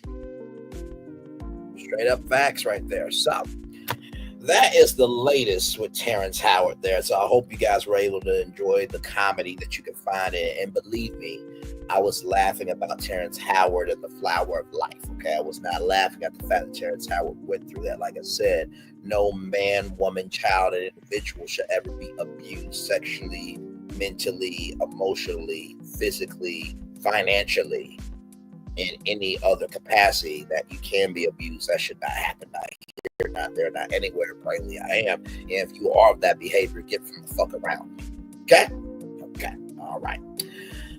Woo! More Brainley's Virtual Tour Live coming up right from this space right here and right now. Here we go, y'all. Damon Wayans from Rollout.com celebrating 25 years of being a platform. Congratulations there.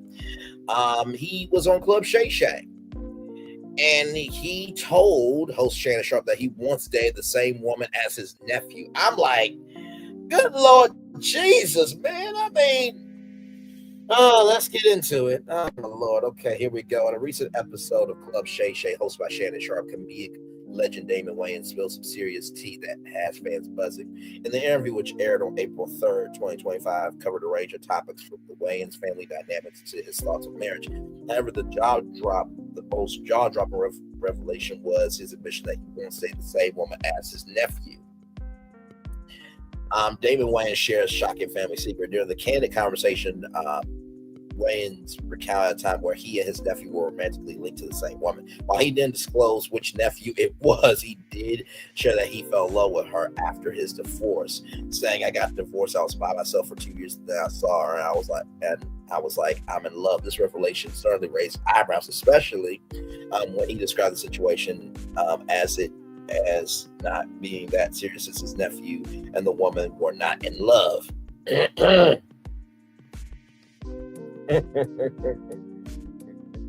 Wayans explained that the dating pool in California is quite small, which made it easier for him to justify his actions. He humorously noted that his family gatherings became a bit awkward after the relationship blossomed, with relatives teasing about the situation. When Sharp expressed disbelief at the idea of a family member's ex-Wayans script. Now, if you see her, you will understand. She was thick with it, wasn't she? She was thick with it, wasn't she? She was thick with it, wasn't she? Yes, indeed. Yes, indeed. Look, Damon Wayans made away with her. Damon Wayans was in living color with her, and apparently Damon Wayans had the revival of My Wife and Kids with her as well. What do you want me to do? What do you want me to do? You saw the thumbnail, you know my voice, and damn it, you know why you here. Don't get on to me. Listen, I just report what's happening in the world.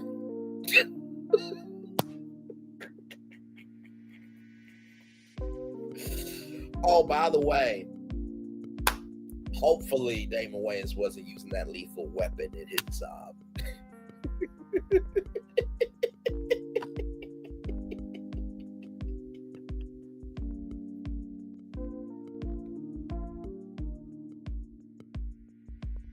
on his ships on the job. Anyway, let's roll on, child. Damon Wayans reflects on marriage. In addition to discussing his dating life, Wayans opened up about his marriage to Lisa Thorner. The couple was together for 19 years before their divorce, but Wayans emphasized that they remain on good terms. He mentioned that Thorner still attends family gatherings, showcasing a level of maturity and respect post-divorce. "I think marriage is a beautiful arrangement. I was just too young and dumb to know that back then." I think that's a fair estimation to say. Wayans' reflection on marriage resonates with many, particularly those who have experienced the complexities of relationships. His candidness about his past mistakes serves as a reminder that growth often comes from learning through life's challenges. Social media reacts to the interview as expected. Social media lit up following the release of the interview clip. Fans have mixed reactions to Wayans' revelation about dating his nephew's ex. Some users expressed shock, while others found humor in the situation. Here are a few notable reactions from TV. That's why I would have had to leave that alone. One of my family members went out with her. 3 Films says that's not what they meant when they said keep it in the family. Alexander Neville, I mean, if the nephew fine too, I can't blame her. LAMO.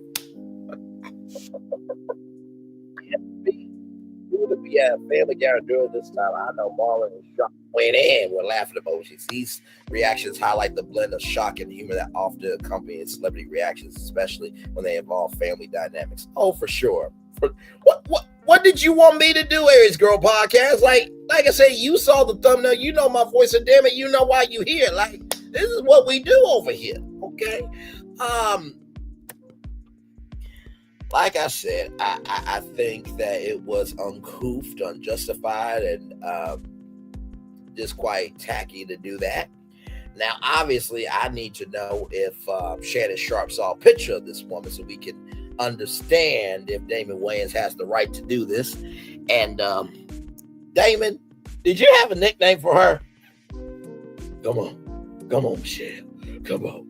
You're almost there. I'm on that baby. Hang on there with me, baby. We at the 50-yard line.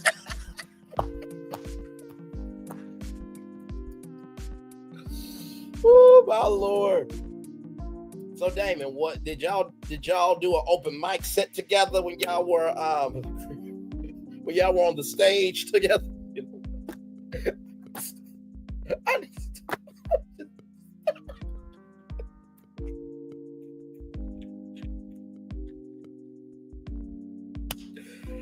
Y'all, but that wasn't all from this interview, okay? This next story shocked me. I think it shocked everybody. I'll just let you read that for a minute before we get into it. Y'all go ahead and read it. Go ahead and read it. I'm making sure that you guys are good before I, Oh my Lord Jesus! I just that shocked me right there. Yeah. So everybody good? Everybody good? Okay. All right. Since everybody is mentally okay, now let's go through this destination. Yes, indeed. And by the way, can I just say this to Damon Wayans? I think to say in the same interview that you dated your nephew's ex and then you learned to tongue kiss from your brother, I just don't think that was the right move. I'm just saying, as an uncle who loves thickness, I understand. Wouldn't do it. Make sure, some years pass before, I would try to be tactful. As best as I could. But Woody Woodpecker. But seriously, to say that about dating your nephew's ex and that you fell in love with her, and then to say that you learned tongue kiss from your brother in the same interview with a grown man who also had his own, experience on social media, I don't think it was a vibe. Just let's roll on with it though. Okay, here we go. Comedic legend Damon Wayans unveiled an embarrassing family truth that has social media buzzing. That's an understatement.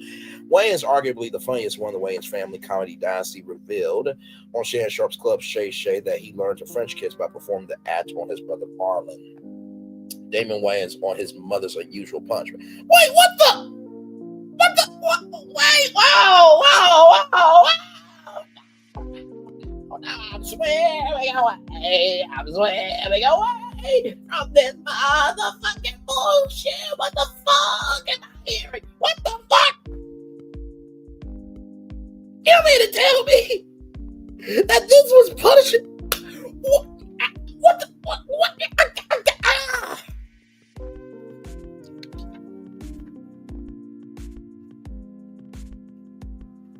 Give me a moment.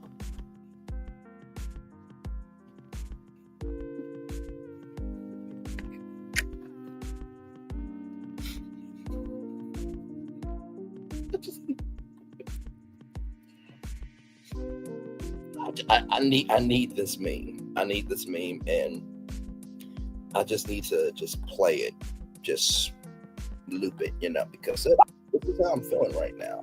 This is the only way that I'm feeling right now. Okay, so let me just loop it real quick. Hang on, give me a moment, please. Thank you very much. Okay, that is looped.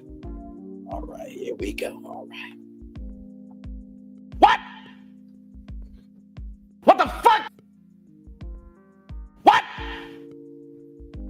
What the fuck? Mm-hmm. Keep going. What? What the fuck? Keep going. Yep, I'm yep. What? I'm right here with you.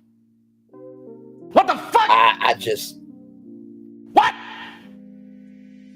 What the fuck? Okay, one more time. What? What the fuck? Yeah, that's one of the ways I'm feeling right now.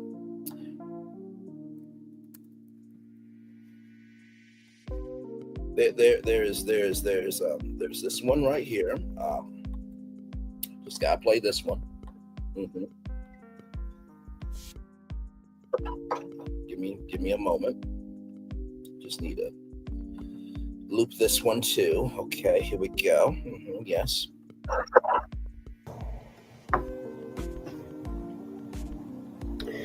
My disappointment is immeasurable, and my day is ruined. I agree.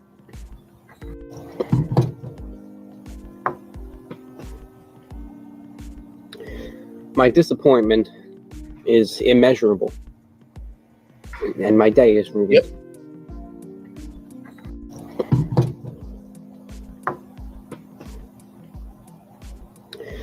My disappointment is immeasurable, And my day is ruined.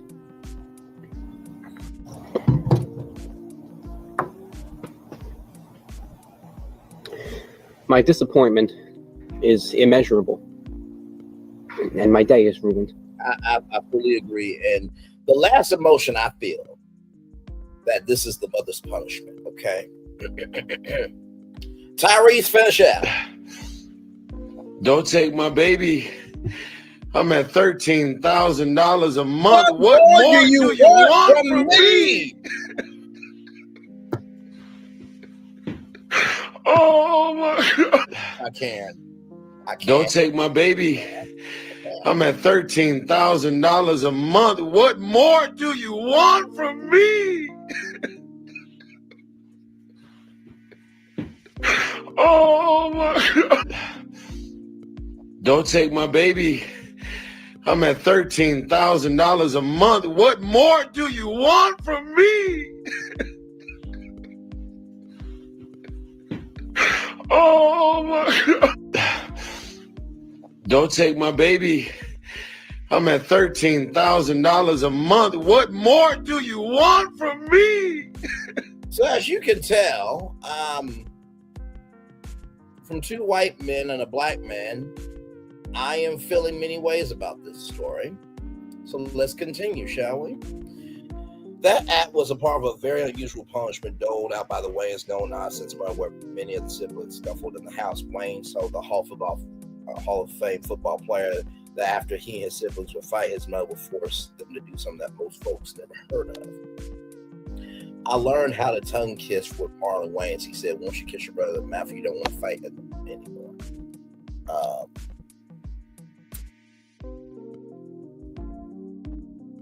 Let me see if I can find this clip.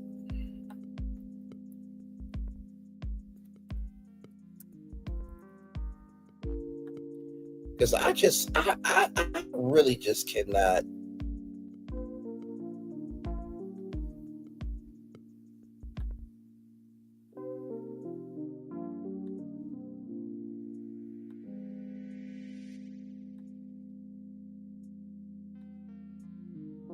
Where is? Because I have to hear this. There's just no way.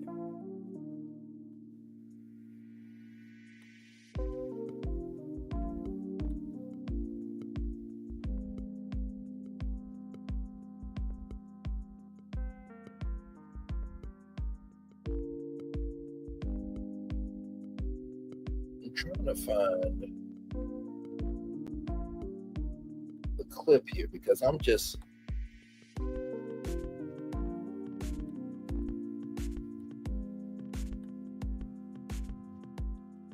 Give me a moment. Oh, here it is. Here, okay. Here we go. All right. Because I'm like,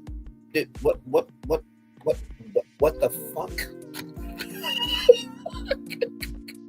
Like I said, we give context over here, okay? So while we are losing our rabbit ass minds over it, we can.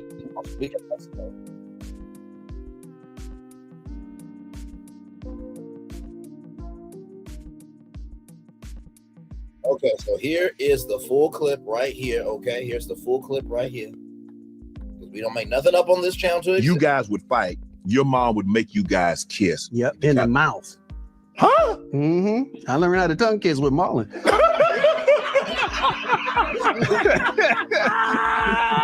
Nah, but like once you kiss your brother in the mouth, you don't want to do that. You want to fight no more. You be done. Yeah, we'll take this. We'll go outside. Right. We'll find a place to finish this. But like we didn't like kissing each other. But to finish the kissing thing, yeah.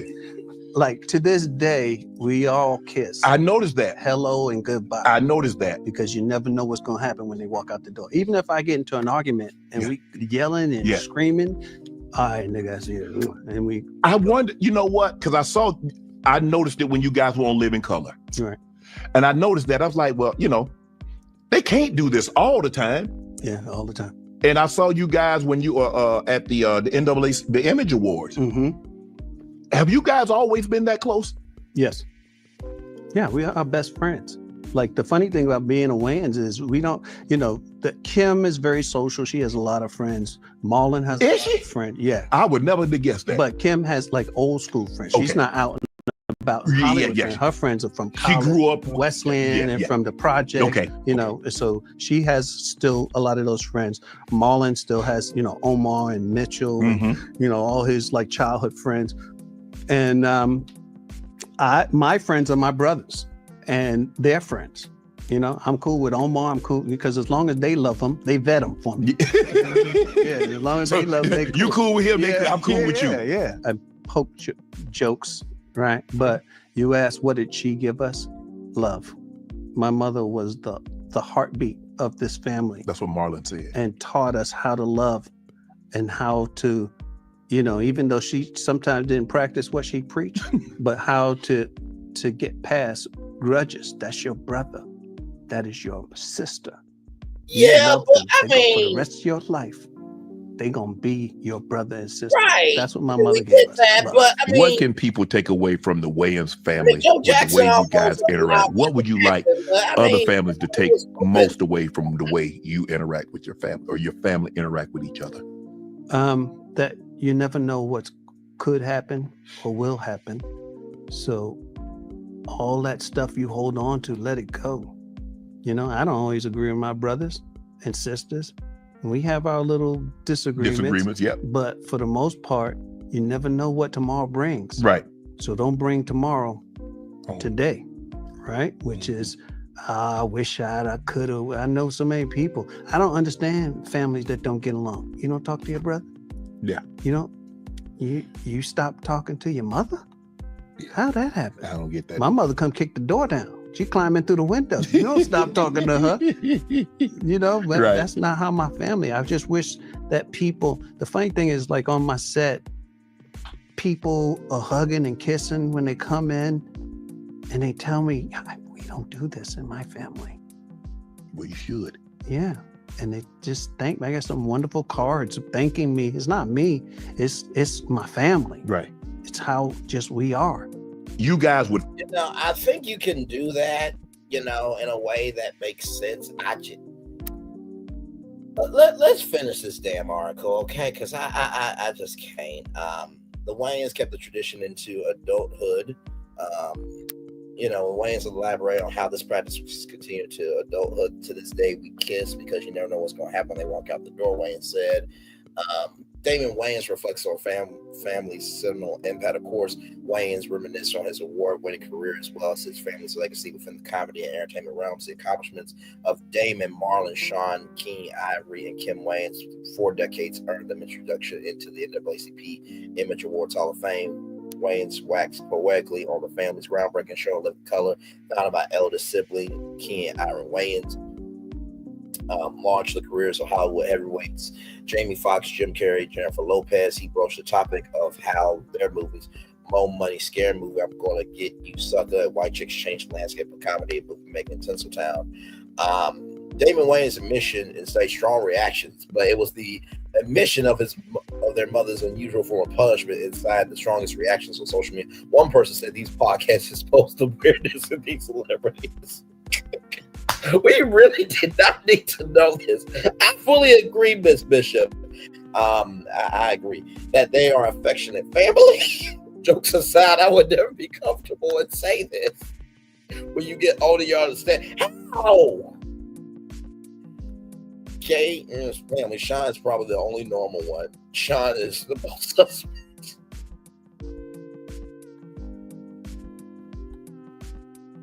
Let's roll on. I'm not doing this. No. All right, y'all. Some more Brickley's Virtual Tour Live coming up right from this space right here, right now. From DJ PDF Addicts. That's right. This piece of dumb fuck that talked to a 15-year-old about would you smash a grown-ass man on a Discord call. Yeah, that person right there. Interviewed racist and bigot and waste of life Kanye West. DJ PDF Academics, and by the way, this comes to us from MediaTakeout.com. DJ PDF Academics recently posted his Kanye West interview where the rapper doubled down on several controversial remarks he previously made about several other high-profile celebrities. Kanye wore a Triple K, black Triple K robe and hood during the entire interview. According to PDF Academics, Kanye let him know about the attire beforehand, but he missed it because he misread the text messages. How do you misread Triple K hood? How do you misread that shit? He gave me a heads up and I read the text wrong at first. It was like, I'm gonna wear my black outfit. I was like, well, black's my favorite color. I think he's just gonna wear all black. He tells me, see. So dumb fucks like this get platforms. But people like me and T-Talk with your girl and the Silva and Chit Chat with QT and Kempire and Justin Diego and ATL, we can't get a time of day for an interview or just to meet with somebody. I can't. How do you misread a text message about a Triple K hood that somebody's gonna wear on your podcast? Then I read it again. It was like, I'm wearing my black K outfit. I tried to at least start the conversation by saying why this representation is hard to ignore the obvious. This is coming from a PDF file that talked disrespectfully to a 15-year-old on a Discord call. He's sending out very strong signals. You know, he's walking around with the Stickica chain. Here it is from What? You're doing this interview with him. He answers the door in regular street clothes and then comes back dressed in the black KKK hood. That part. How do you just act like that's not happening when you're talking to him? Like, I saw the video of you like trying to mic him up underneath the hood. It's not normal. Yeah, he gave me a heads up, you know, and I read the text wrong at first. He was just like, I'm wearing my black outfit, and I was like, well, black's my favorite color. I'm thinking he's just gonna wear black. Yeah. And then I read it again. It's like, no, I'm wearing my black KKK outfit.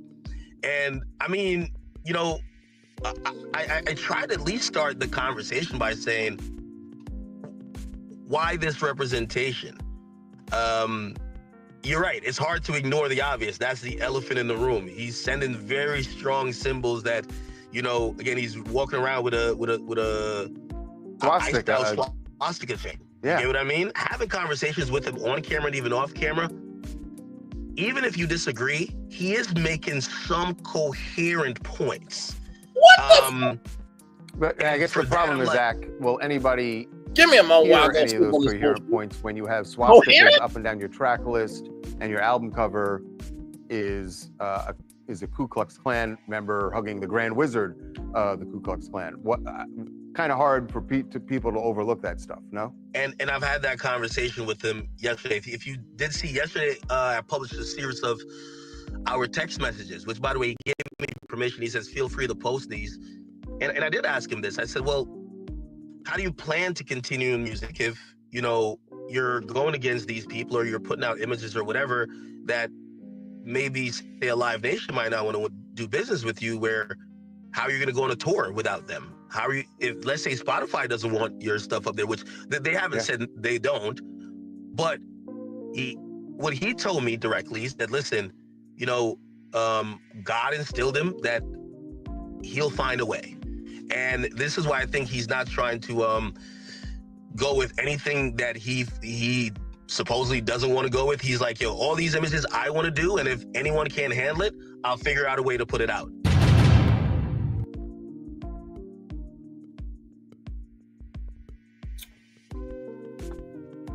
Kanye has accused his ex-wife Kim Kardashian and her family being sex traffickers and sex workers, called Jay-Z and Beyonce's children tarred, and even alleged Jay-Z was trying to unalive him.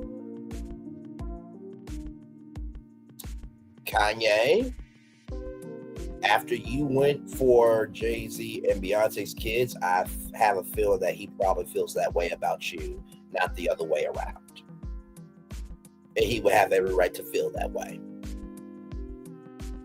What? Are you big mad at that? Did I offend your sensibilities? Are you uneasy? Let me show you why I say that. For those of you who are on this channel often, I'm gonna play the clip. And no, I do not care. Nope, I do not care. I do not care. I simply do not care. No, I don't. No, I don't. Nope.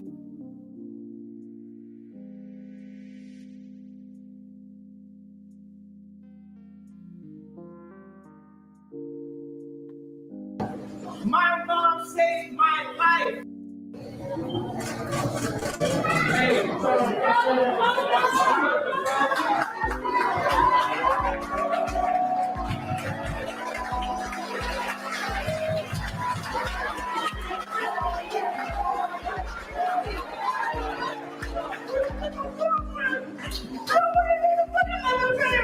We love you, Kanye.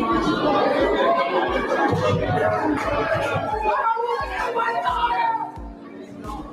I almost killed my daughter. We love you, Kanye. My daughter.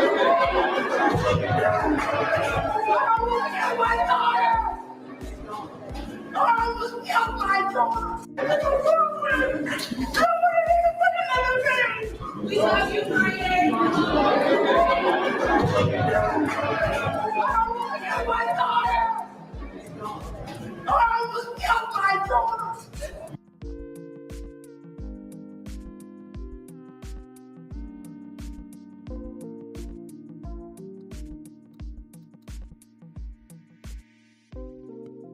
But yet you allege Jay-Z is trying to unalive you when you sell a campaign trail that you almost unalived your daughter. In the interview, he also defended his anti-Semitic comments, including his new Yahtzee, not the game, just pretend us for YouTube, chick. Oh, so you're dating a woman who believes in what you believe. How charming.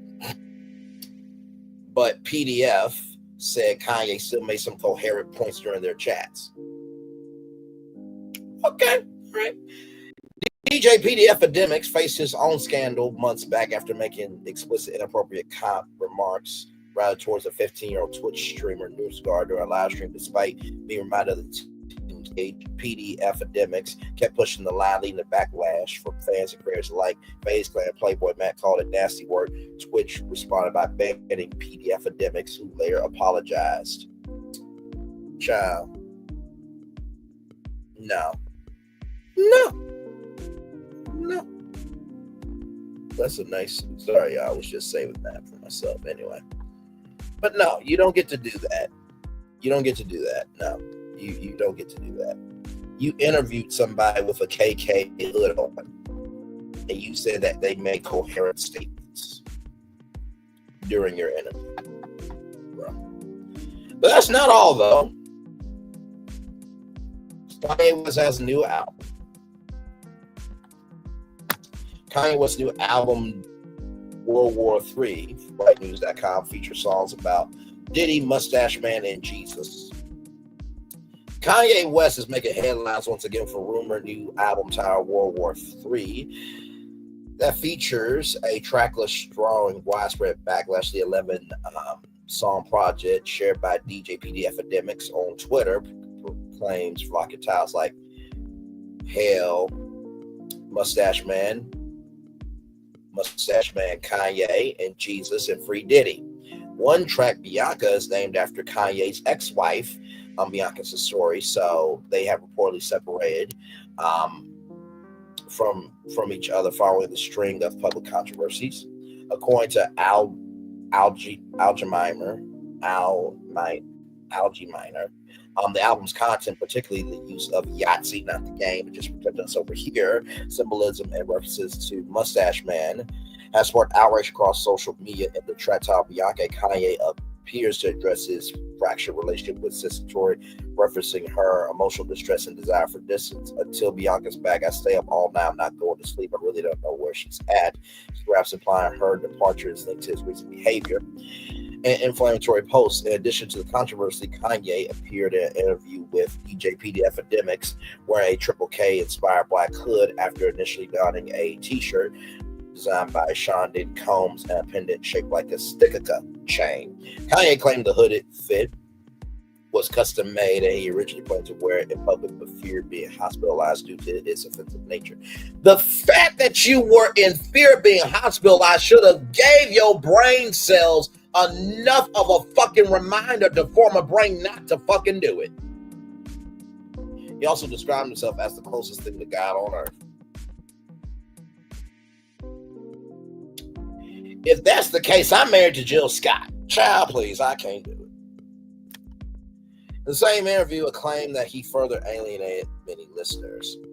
Kanye's actions have continued to attract criticism following a recent post that included a hand-written World War III track list alongside drawings of two black stickercas.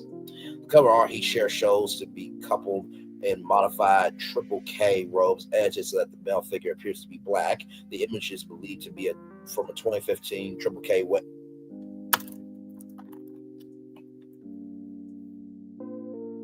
Why in the flying fucking 2015 was there a triple K wedding? What the fuck?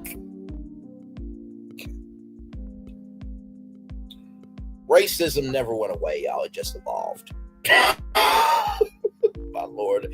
As people don't go on accusations that Kanye is used to shock value and hate to gain attention and provoke outrage, fans and critics have reacted strongly to the announcement. We're being saying that they will not support the project. We will not be tuned into this. One person spoke while others expressed this one track World War III on YouTube last week. The song was removed swiftly from Spotify, possibly due to its content and the lyrics. Kanye defends himself from accusations of anti-Semitism and doubles down on his use of Yahtzee, not the game, just protect us over here. Rapping, rocking, sticker cuz all my ends, Yahtzees, not the game, but to protect us over here. While World War III is generating attention, some fans are still anticipating another album entitled Bullet. Charming. Kanye previously said the project was inspired by his son Saint and will be released on his daughter's North birthday in June. Oh, the daughter that you said about, let me play it one more time just in case, because this is what you said about your daughter Northwest.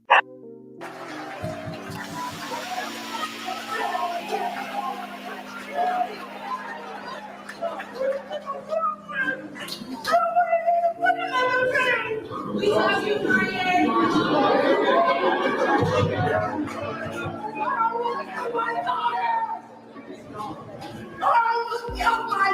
You said that.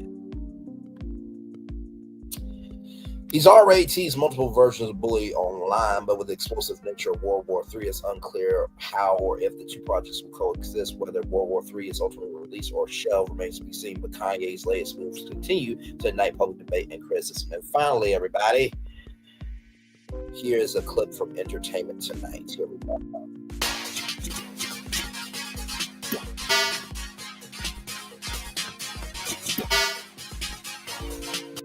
That you want to be.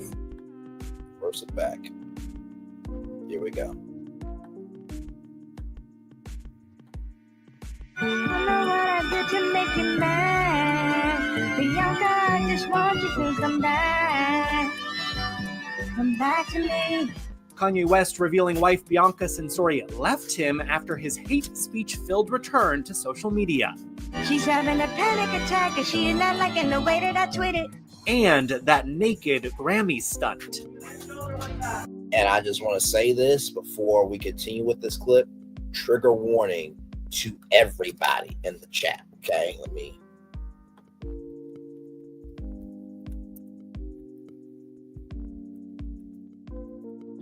Just type that in the chat. Trigger warning for what's about to come up. Okay. Like I said, report everything else over here. Sometimes that is difficult to report on. But whatever we don't report on stays hidden. And sometimes some things need to come out to the light. The rapper telling all on a new track named after his wife from his forthcoming album, WW3. My baby, she ran away, but first she tried to get me committed. Yeah, you saw that right. That Bianca says to Tori tried to get him committed to an institution, which is the right thing to do at this point. Get me committed. Usually the things that I like the most are controversial to other people. Ye also confesses to tracking Bianca's car with an app on the song.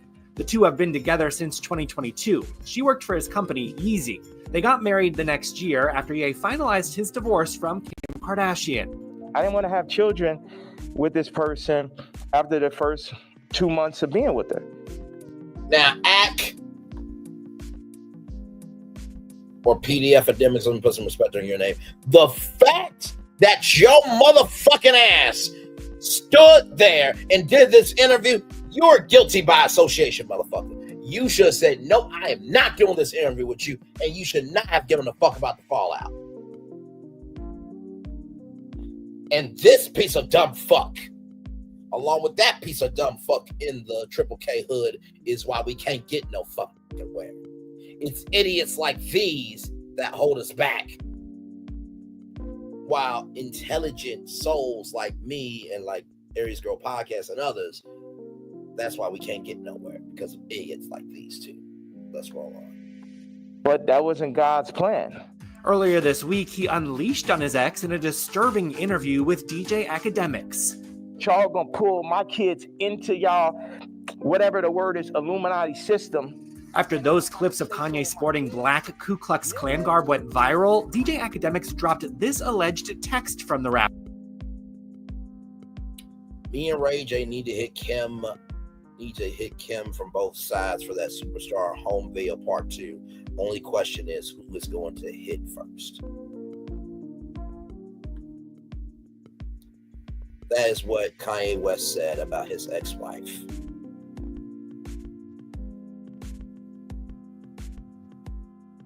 Y'all still want to support this fucking bastard that should have been swallowed by Donna, his mother? Rapper, making reference to wanting to film a sequel to Kim's sex tape with Ray J. You know, obviously that's nothing that you want to be seen. You think you do something in private and then the whole world sees something and you're not prepared for it, you know? Kim's long held that she did not consent to that tape's release, and she is now reportedly looking into cutting off Kanye's access to their 4 kids amid his embrace of Nazism.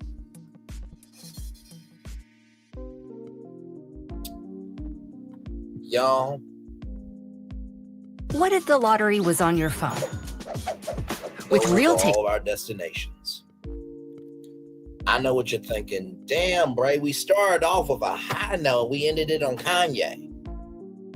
That's the range that we do on this show, and I'm so sorry to tell you that we are not guzzling reality TV down our throats because that's all we can do.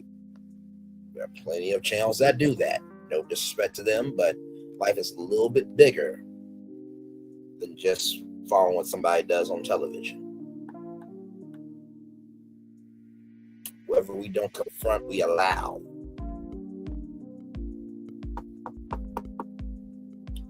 The reasons why giants stay tall is because nobody dares to make them fall. In the words of Martin Luther King Jr., our lives begin to end when we become silent on the things that matter. And I will not here, not there, not anywhere, the past, present, or afterlife, for the history I did not know, the history that I am in now, the history to come, stand by and allow that to be out here, but for it not to be told. So, whew, I know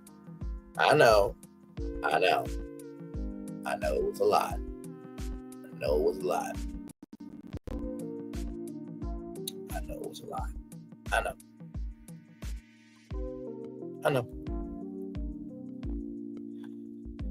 I'll find y'all a positive news story because Lord Jesus, I know we need one after that.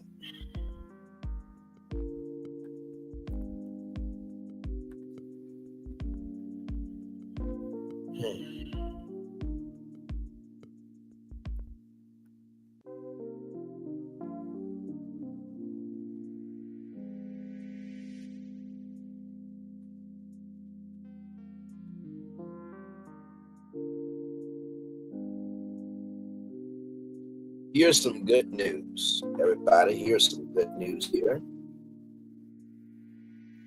Georgia, I don't know how this is going to go. The person we have, but of course, I will always celebrate the good happening in the neighborhood. Here we go from blackenterprise.com right there. That is Keisha Bottoms. Former Atlanta Mayor Keisha Bottoms gears up to run for governor of Georgia. As you know, Stacey Abrams tried to do that before Brian Kemp took that away from her unnecessarily. Bottoms previously hinted at her return to Georgia politics. Keisha Lance Bottoms, who previously served as mayor of Atlanta, expects to announce her campaign for governor of Georgia. The former city leader had hinted at being a contender for the gubernatorial race, exploring the bid alongside other notable state politicians such as Lucy McBath. Bottoms confirmed in a news statement that she would probably announce her run soon. Dr. Martin Luther King Jr. reminded us that there is a fierce urgency of now, Bottoms said, as reported by the Atlanta Voice, for the people of Georgia. That includes having leaders who aren't blindly following 47 off of a moral and economic cliff, who are focused on the pressing needs in our communities. I have previously publicly shared that I was seriously considering a run for governor and expected to make a formal announcement soon. Bottoms also confirmed her intentions to 11 Live on a special local holiday, 404 Day, which took place on April 4th to commemorate the Atlanta area code. She will seriously consider a run, but has not specified a date for when she will formally launch the campaign. During Bottoms' stint as the second Black woman mayor elected in Atlanta history, she championed affordable housing while advocating for social issues such as immigration and LGBTQ plus rights. During 47's first term, she reiterated that Atlanta would not follow his executive orders regarding entertainment deportations. She notably did not seek re-election for the role. Bottoms' pre-announcement puts her among the bigger names among the Democrats eyeing for the position.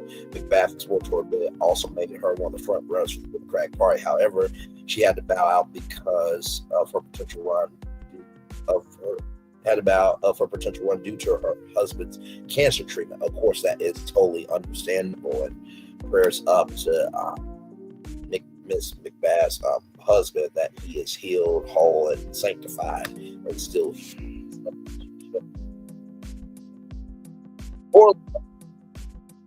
Jason Carr, former state senator and grandson of President Jimmy Carr and Stacey Abrams, Democratic gubernatorial nominee in the last two elections. Bottoms made headlines for recently emphasizing how she resigned from her White House advisory role upon President 47 assuming office. She affirmed that she left the president's export council a day before 47's own declaration that he had fired her and others from positions. Atlanta, Georgia, has been noticeably purple at the federal level, but has not elected Democratic governor since Roy Barnes in 1999. Although the state went red during the general election, many hope that the state will turn blue with a heavy focus on its Black voter turnout. Many eyes will be on the Georgia races taking place in 2026, including a highly coveted congressional race to fill Senator John Ossoff's seat. Ossoff is also expected to run for re-election. So, some good news out of the ATL there. Yes, indeed. So, with that being said, I'm going to turn my camera next. We've done the whole show for over 2 hours. Yes, we have. Woo! So, yes, indeed. Woo, what a show today. Like I said, I know that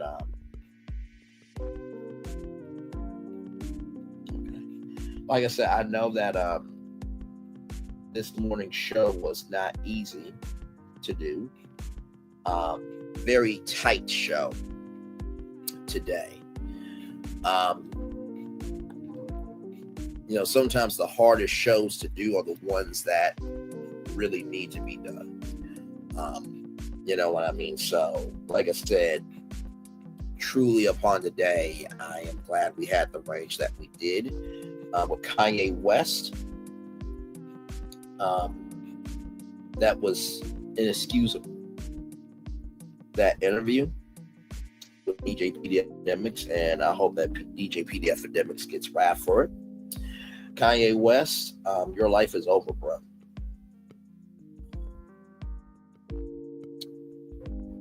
and nobody should work with you. Nobody should work with you.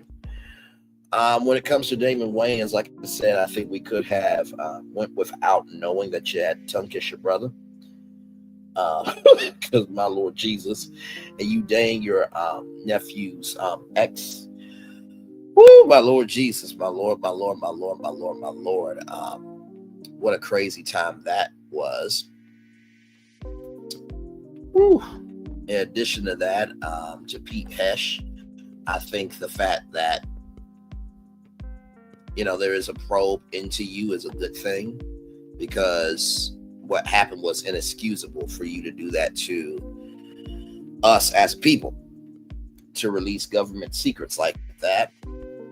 And of course, you know, Pam Bondi saying that Forrest will probably leave after his second term is like not comforting, and the fact that these immigration tactics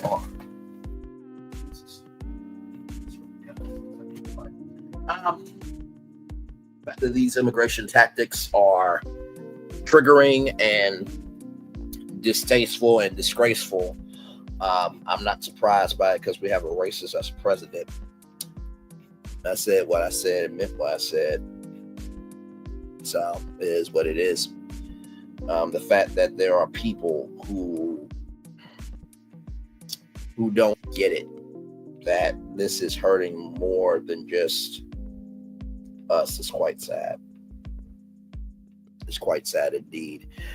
Universal Epic Universe opening up the social media floodgates for the content to be out about the park. I think it's a good move, because at this point, you know, you're only a month out, so let the organic growth fuel, right, what's to come. Virgin Voyages testing out a limited drink package. I think it's a good thing, and hopefully both options will stay on board. Then, of course, Billy McFarland and the Fire Festival. Dude, you're going to jail. You are going to jail. There's no way in hell that, you know, you're going to make it out of this. And then Dr. Velma Trayham. Those homes were absolutely beautiful. I would definitely make it do what it do. You know what I mean? So yes, indeed. So yeah. And like I said, the race for governorship is amazing. So congratulations on that. I think that's a wonderful, wonderful thing.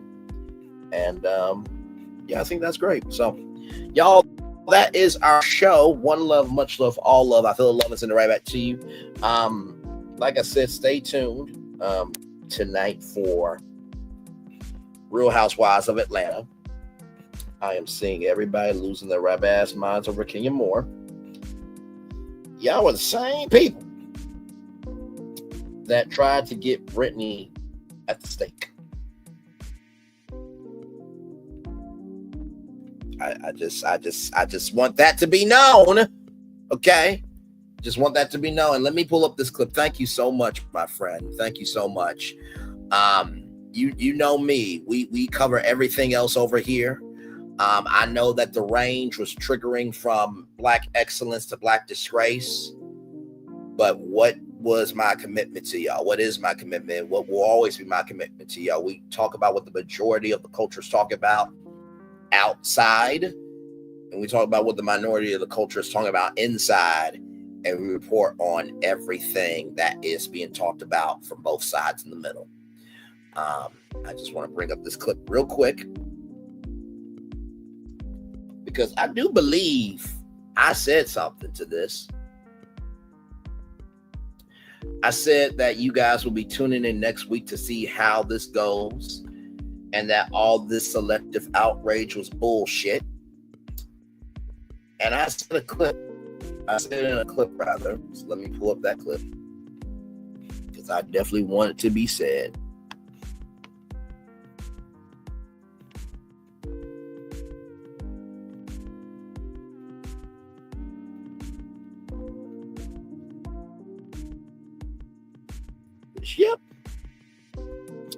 Yep.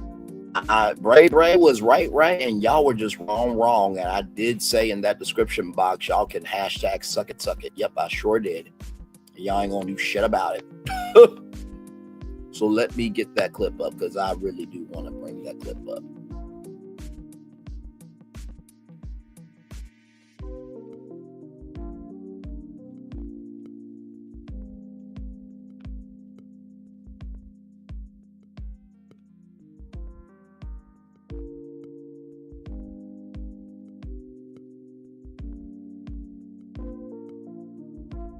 Actually, two of those. Here we go.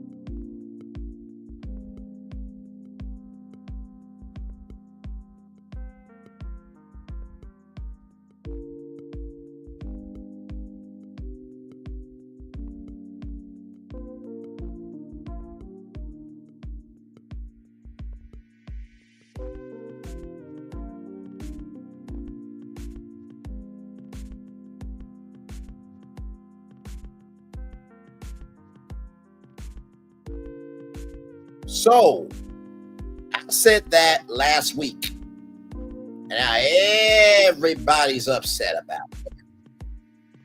So, with that being said, let me show this clip, okay? Because I just want this to be unequivocally said that Braylon Lee said it to y'all, and I don't want to hear shit from none of y'all. Not here, not there, not anywhere. If you don't have the smoke for Kenya Moore, out loud, shut your flying fucking ass up.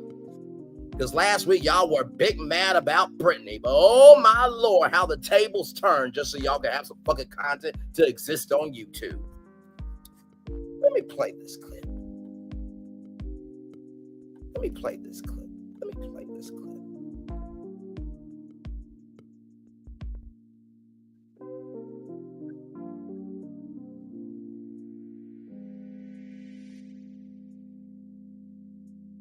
Okay, are you hearing this clip now? Let me go back. Okay, I'm about to play it now. Hang on. Hang on.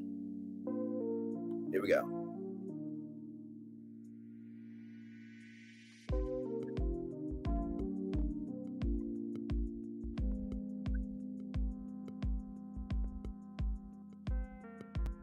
Hang on 1 second. I swear StreamYard pisses me the fuck off sometimes. I swear to God, like, just do your fucking job. Okay, give me one moment. Okay, here we go. Do y'all think Bravo is going to make a programming decision or a casting decision based off of y'all existence and what y'all have to say? I'm just asking. Do y'all really think that Bravo is pulling up reviews and be like, you know what, I like this review because this person had a balanced perspective. Yes, Brittany should not have said that at all. You know what, let's call that content creator and fly them up to New York and talk to them. No! Because here's the thing, y'all gonna be watching next week to see how this shit plays out. That's why y'all are selectively big mad right now.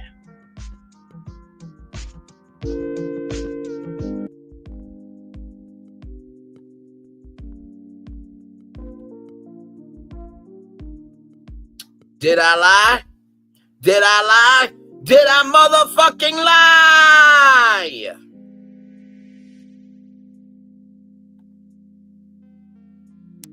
I'm just asking questions.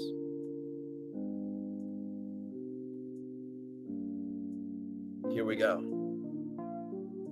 So while Brittany Edie was dead wrong for what she said, unequivocally, Kenya Moore still did revenge Pete. We're not negating that for shit. So while Brittany Edie was dead wrong for what she said, unequivocally, Kenya Moore still did revenge P. We're not negating that for shit. So while Brittany E was dead wrong for what she said, unequivocally, Kenya Moore still did revenge P. We're not negating that for shit. So while Brittany E was dead wrong for what she said, unequivocally, Kenya Moore still did revenge P. We're not negating that for shit. So while Brittany E was dead wrong for what she said, unequivocally, Kenya Moore still did revenge P. We're not negating that for shit.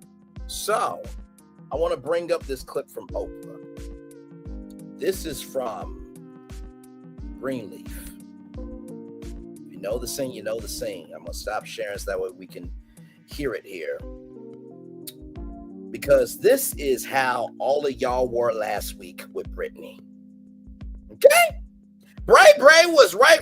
Y'all were wrong, and y'all can suck it. Okay? Okay. In the words of Ghost St. Patrick, keep thinking y'all smarter than me. Don't ever make that mistake again if you know what's good for you. Okay? Now, I'm going to play this clip because I feel like this is where the country is right now. I feel like this is how people who support toxicity, strife, and chaos in virtual reality but won't call it out for shit in real life. Now, some of y'all ain't got a soul to handle the weight of what the fuck you do for yourself and how you move. And when your ass gets called out, it's too much. Haters, lovers. This clip personifies the flip-flopping bullshit that y'all did this week on Roa. Okay. Let me get that clip up.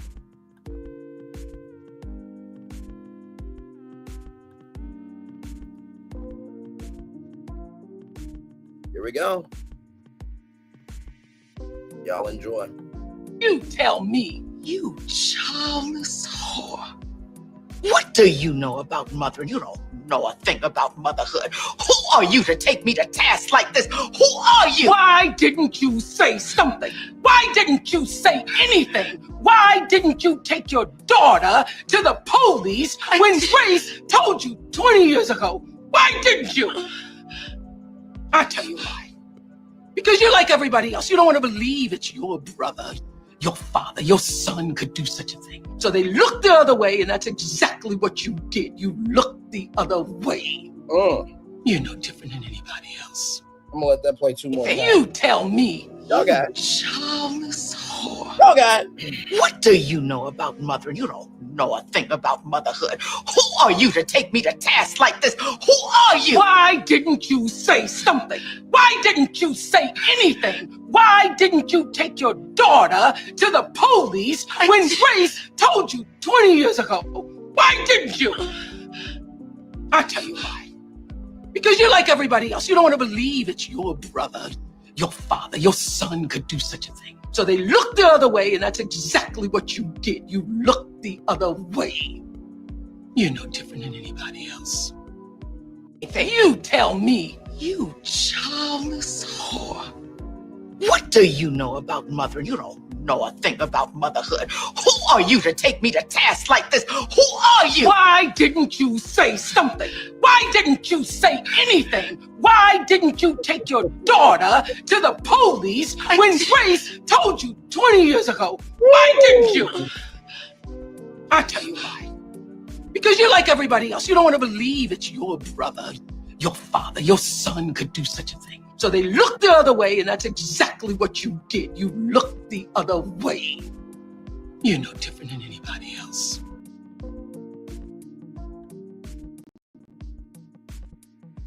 Now, if it doesn't apply, let it fly. But if you let it fly, it must apply. If it doesn't apply, let it fly. But if you let it fly, it must apply. One more time for the one more time. If it doesn't apply, then let it fly. But if you let it fly, you must apply. Like Ghost said, keep thinking y'all fuckers are smarter than me. Don't ever make that mistake again. Keep thinking y'all fuckers are smarter than me. Don't make that mistake again. Because without me, none of y'all would know the social media game. Well, social media, I mean, you can learn it. But the legacy media and how legacy media and social media is supposed to be a second screen, but social media and legacy media are blending more and more. The threads of the web, y'all would not know what the fuck to do without me. Nuck if you buck. Say something. I dare you to. But you won't do it. You won't. Because y'all looked the other way last week. And oh, how the tables are turning.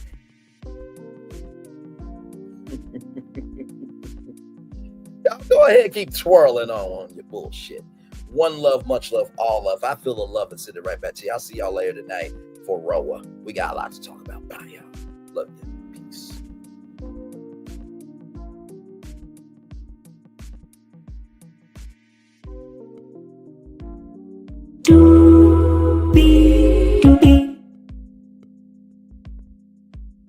Facts.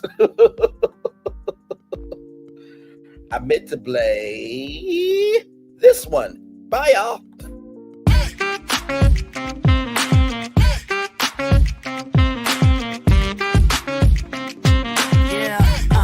Yeah, we hustle all day.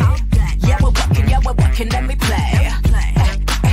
You know me, work real hard, now we're ready, let's play. Ay, hustle up, yeah. Ready, set, let's go, yeah.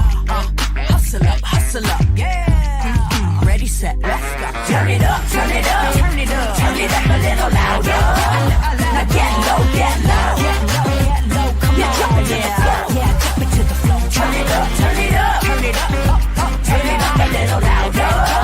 Now get low, come on, drop it to the floor. Drop it to the floor. Turn it up, turn it up, turn it up, turn it up a little louder. Now get low, come on, drop it to the floor. Drop it to the floor. Turn it up, turn it up, turn it up, turn it up a little louder. Now get low, come on, drop it to the floor. Drop it to the floor. Turn it up, turn it up, turn it up, turn it up a little louder.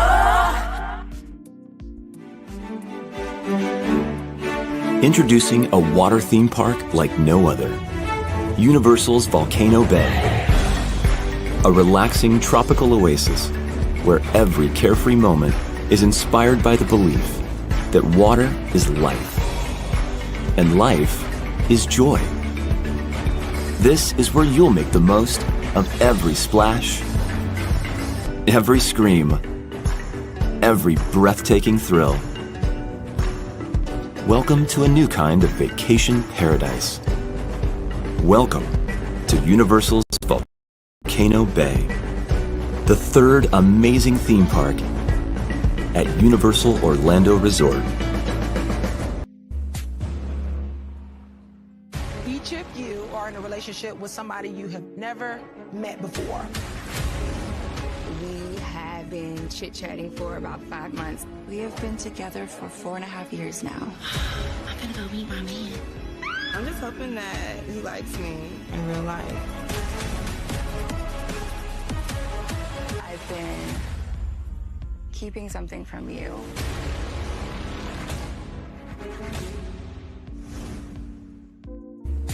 Where are the girls that like to have fun? Chicas. Where are the girls that like to have fun? Chicas. Where are the girls that like to have fun? Chicas. Where are the girls that like to have fun? Chicas. Where are the girls that like to have fun? I'm a fun girl, very fun girl, see a shot, take a shot, never run girl. I'm a fun girl, very fun girl, see a shot, take a shot, never run girl. H-I-C-A-S-I-C.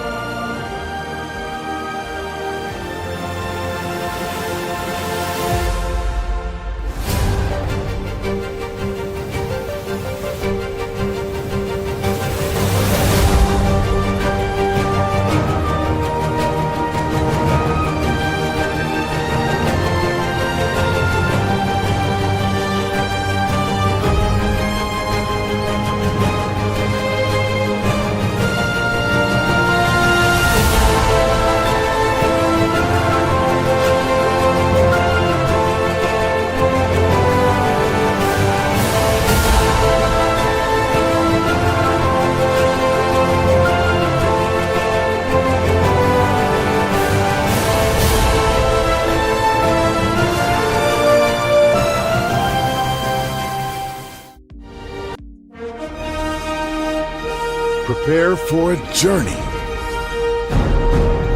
beyond imagination, beyond belief, beyond anything you've experienced before. Universal Epic Universe, a new theme park where you'll step through extraordinary portals to 5 immersive worlds. Prepare for a cosmic voyage of discovery, an isle of fire-breathing excitement, a shadowy world of monsters and mystery, new wonders in the wizarding world, and a new way to play. Plus the splendor of a magnificent resort hotel overlooking the park. It's all new excitement at Universal Orlando Resort. A week's worth of vacation thrills with 4 amazing theme parks, a variety of spectacular themed hotels, and incredible dining and entertainment. It's all at Universal Orlando Resort, where you'll find new adventures every day. Explore the astonishing worlds of Universal Epic Universe at Universal Orlando Resort.